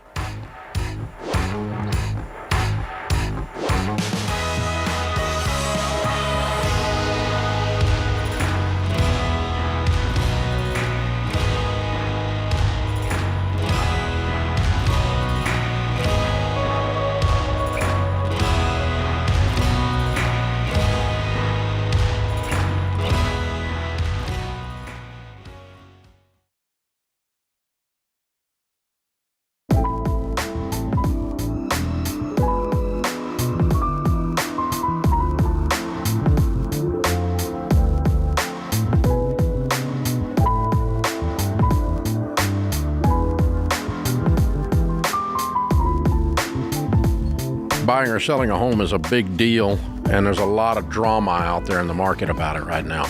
No one can buy real estate. It's too expensive. The rates are too high. And all this stuff going on. It's crazy, y'all. Listen, when you're looking at stuff like that, the way you cut through the drama is facts are your friends.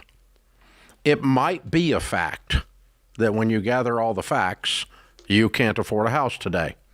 That might be the case. Might not be, too. The facts are interest rates are setting rock solid still, have not moved. 5.95 on a 15-year. So under 6, barely, for a 15-year fixed right now. And we tell people never do more than a 15-year fixed. Okay?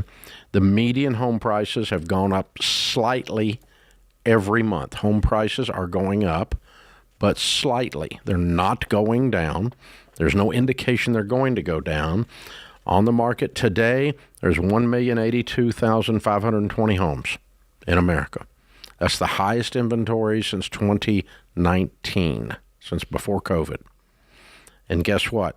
The demand is higher than the supply. There's more than 1,082,000 people looking at houses.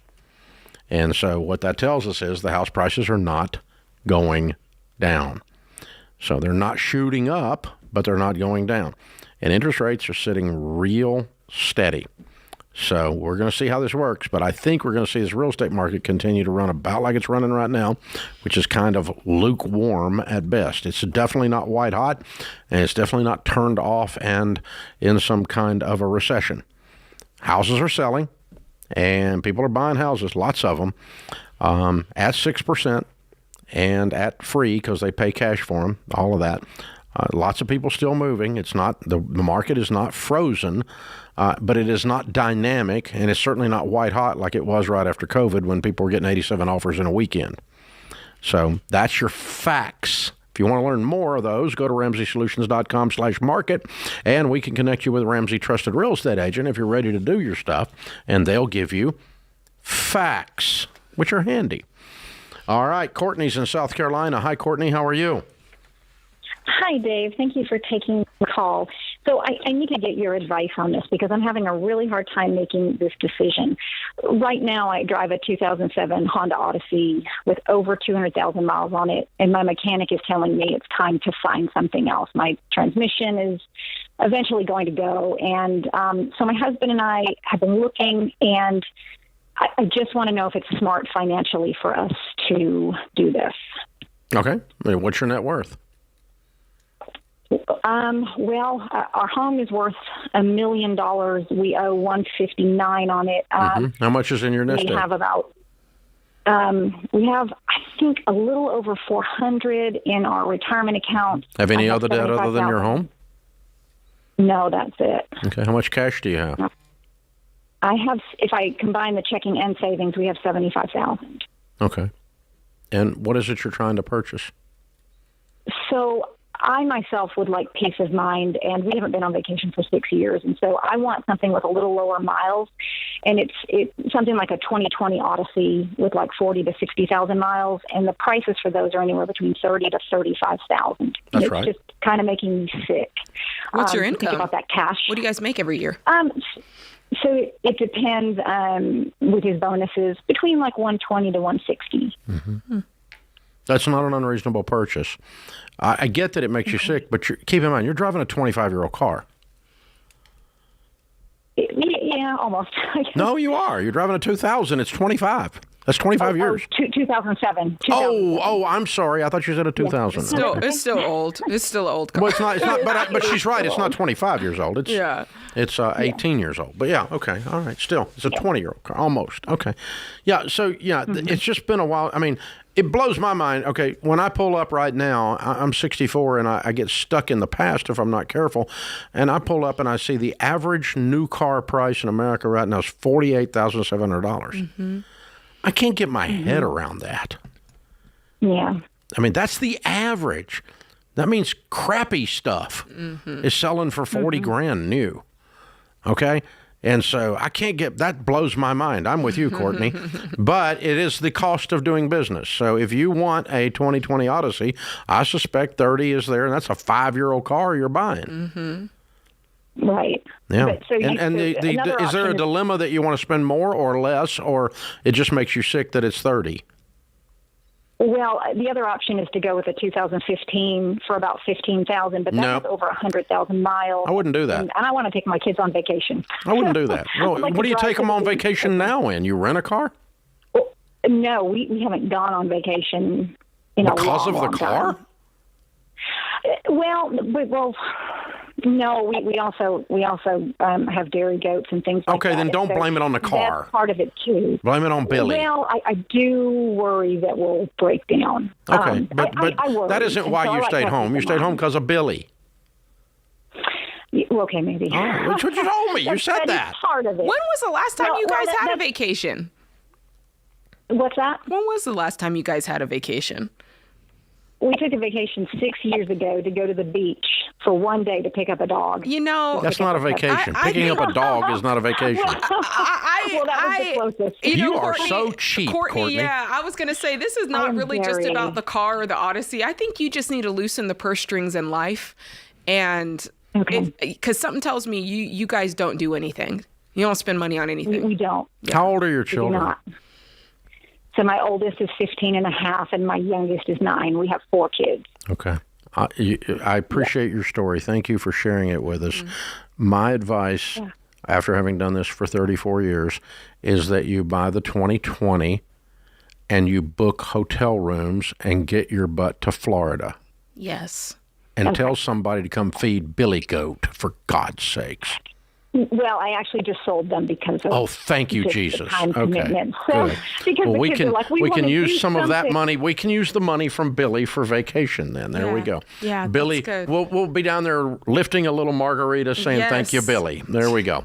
In Margaritaville. Folks got to live a little, Dave. gotta loosen it up. Billy Goats. It's so fun. Sheesh. It's so fun. I love you, Courtney. You're awesome. Thank you for calling in. That was so fun. Buy the car, kid. Yes, you can afford it. It's not out of line. It's hard for you to spend money because you don't spend much money. But they've done so well. $1 million house, 400,000. It's not the numbers you're giving us ratio-wise are very reasonable. You're paying cash. It's less than half your annual income. You do need a car. No question about it. Mm-hmm. And we can tie it back to the other things or not. But boy, oh boy. How fun. Amir's in Washington, D.C. Hey, Amir, what's up? Hey, Dave. Thank you so much for taking my call. I do appreciate it. Sure. How can we help? Sure. So I'm in a bit of a pickle. I have a big choice in the coming weeks to make, and it's in terms of moving out. Good. Yeah, I am a 28-year-old. I've been living at home for the past 15 months.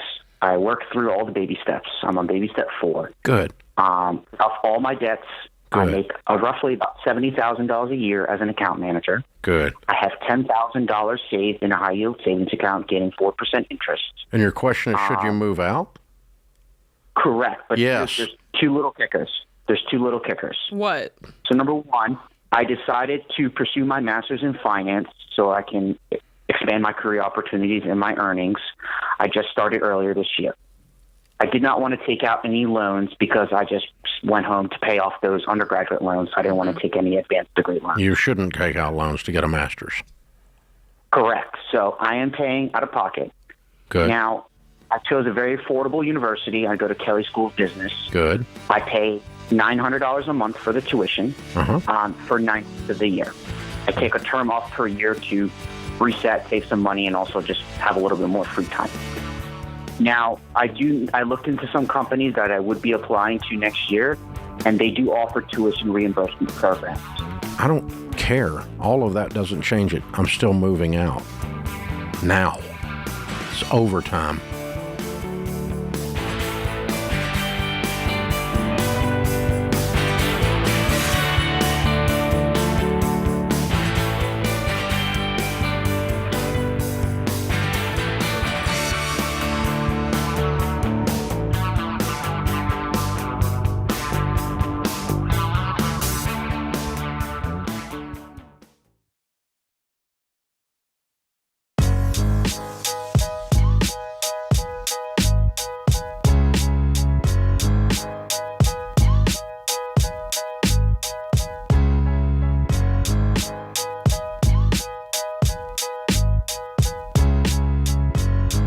Jacob is in Wisconsin. Hey, Jacob, how are you?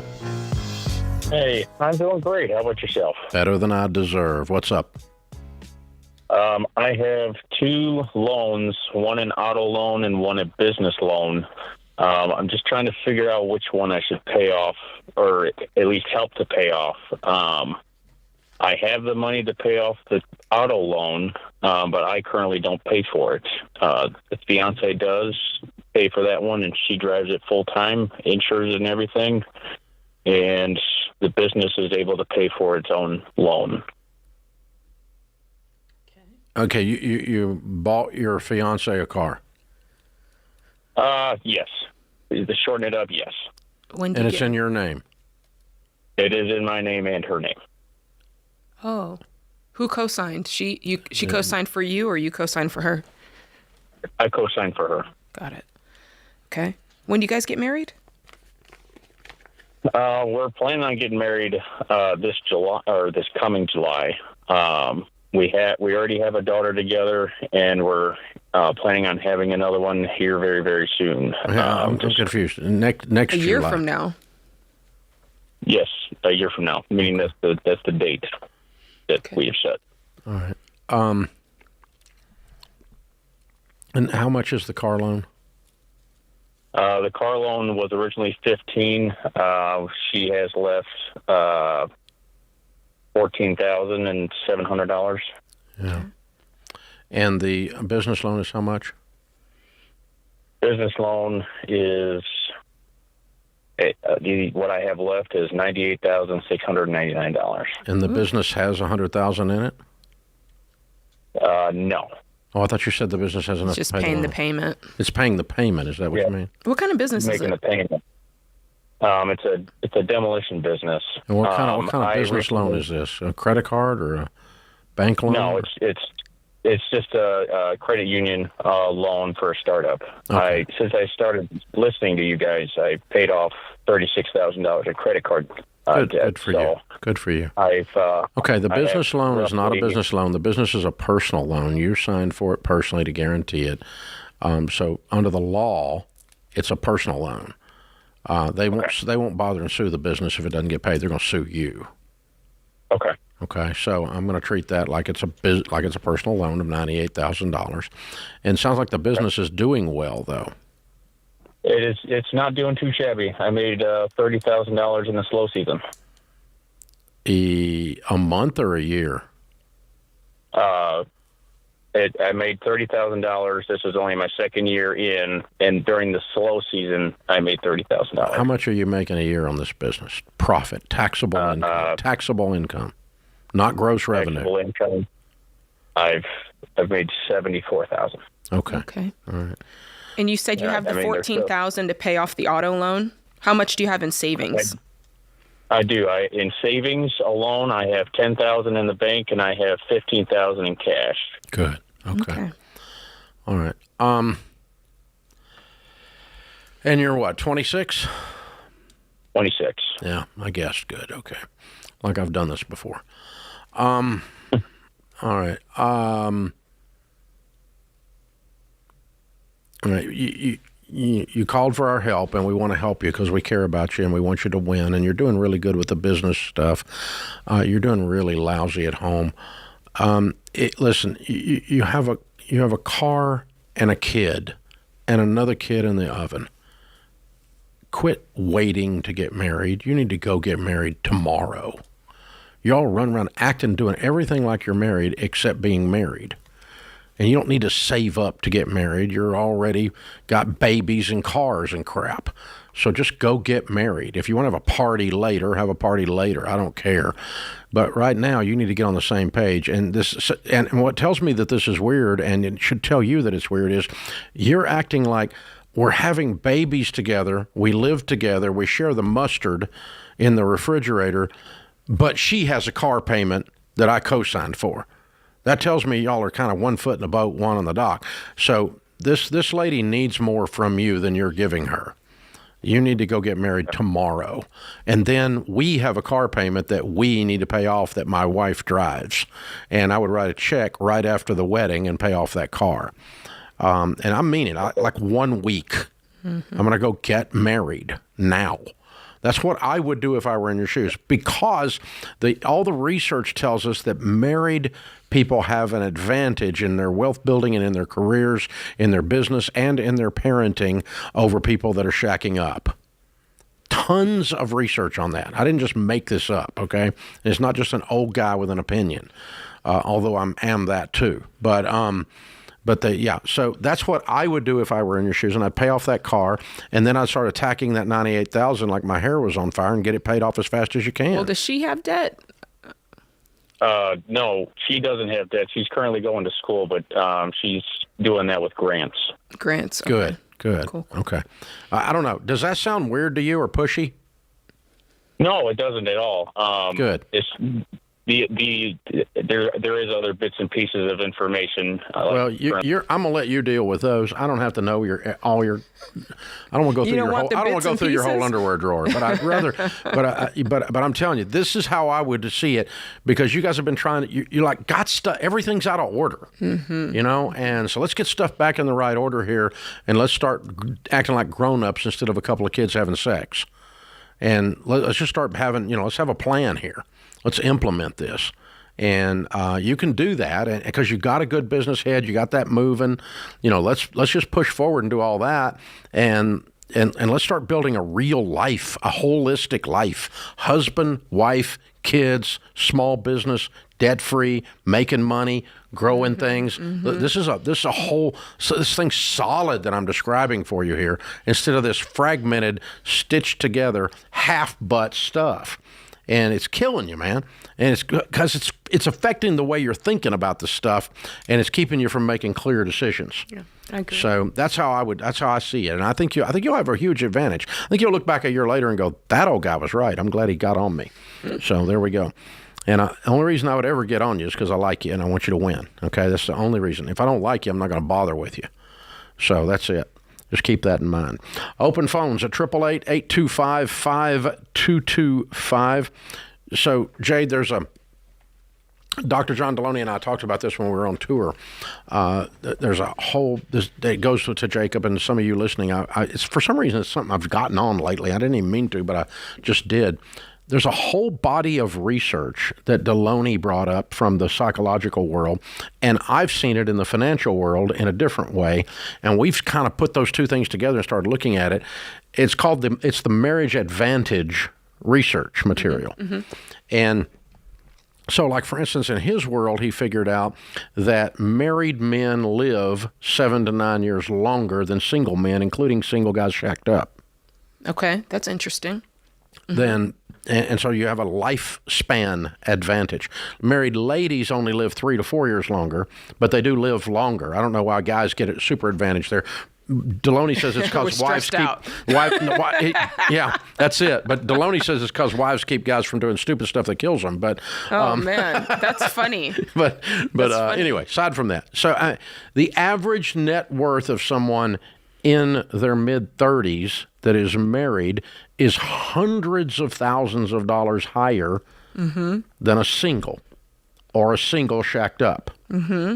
Hundreds of thousands of dollars. Okay. The average earning of a male that is married throughout his lifetime is 25% higher. Wow. Than a single male. These all have something in common. I mean, it's the marriage advantage. It's the only thing we can correlate it to. We can't find any other variable to adjust for in the research. Because now there's a purpose in what they're doing. I guess. This is a definitive I mean, I'm married, thing. I got kids to feed, I got to go to work, Yeah. I guess. I don't know. And you go to work and act like you got to work. Instead of thank God it's Friday, oh God it's Monday, when's the next happy hour? I don't know. I don't know what it is, but there's something like that that's driving this. And this actual data defeats this whole movement of shacking up, because today in America, more people live together that are not married than people who are married. That's interesting. It's the first time in history in the country.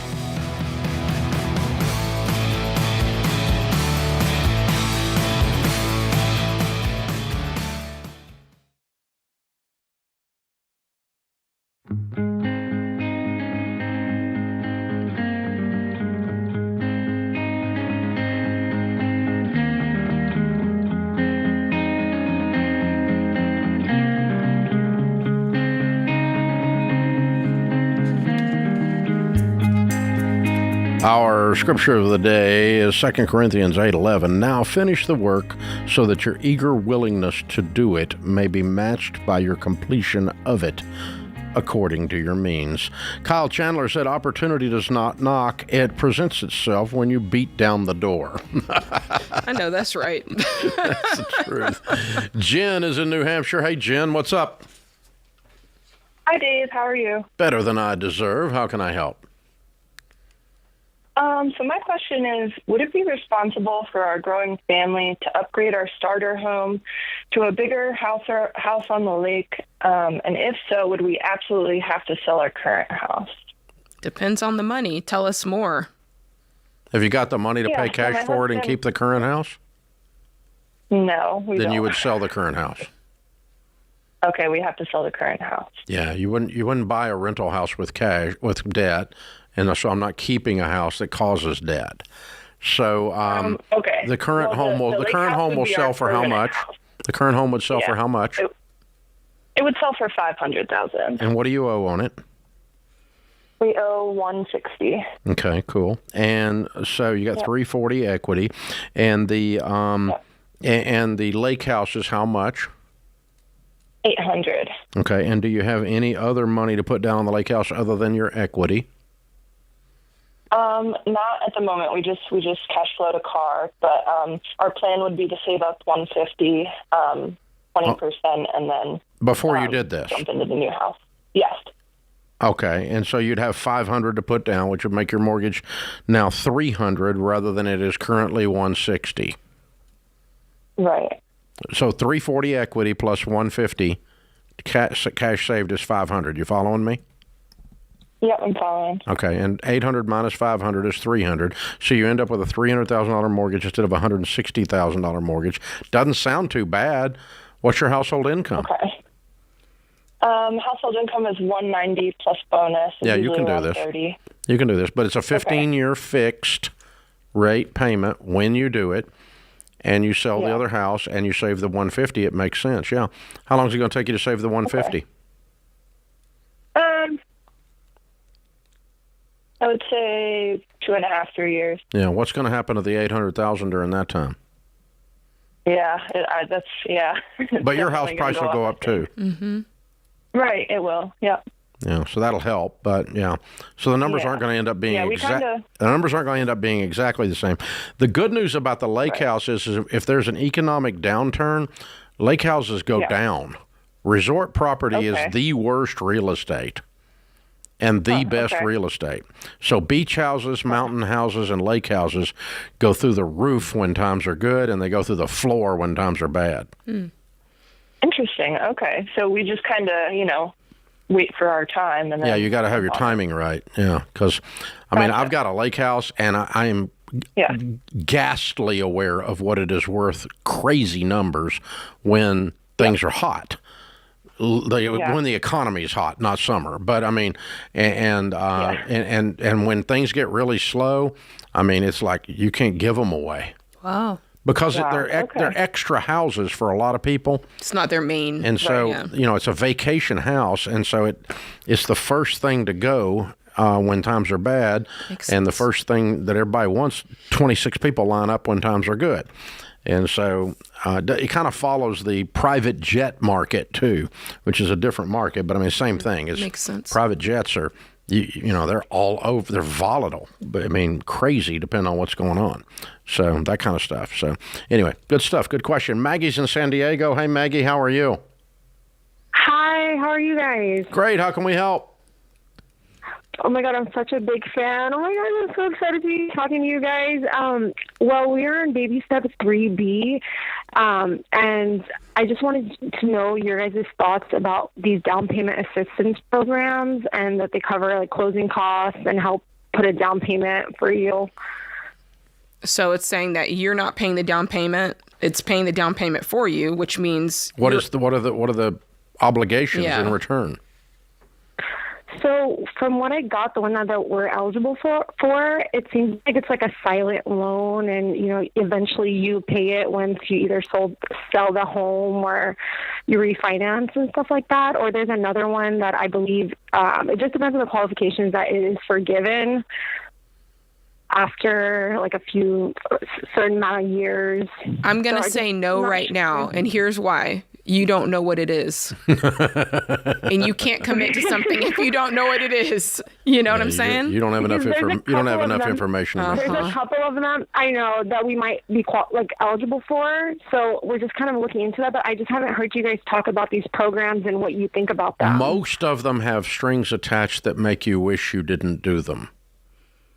Okay. But I don't know that about yours, and neither do you. Mm-hmm. Okay. So I want to know exactly what the terms are. Mm-hmm. Silent loan scares me. Mm-hmm. That sounds like a trick. But so I really want to understand that. After 5 years, do they suddenly call it due? Is there an interest rate that silently sits there and builds up over time? And can I pay it off early? No, you have to keep it forever, like a pet. I don't know. They come up with bizarre things in some of these programs that make them very unappealing when you understand actually what you're signing up for. Yeah, sometimes they're too good to be true. It's not to say that something good can't exist out there, but I would just be very careful, because just because something says it's going to help you and you qualify for it doesn't mean that's true. That's true. Exactly. Yeah. So you really got to do your due diligence. Call back when you have the information. Yeah, learn all about it, and make sure you learn all the trick bag, where it is they're getting you.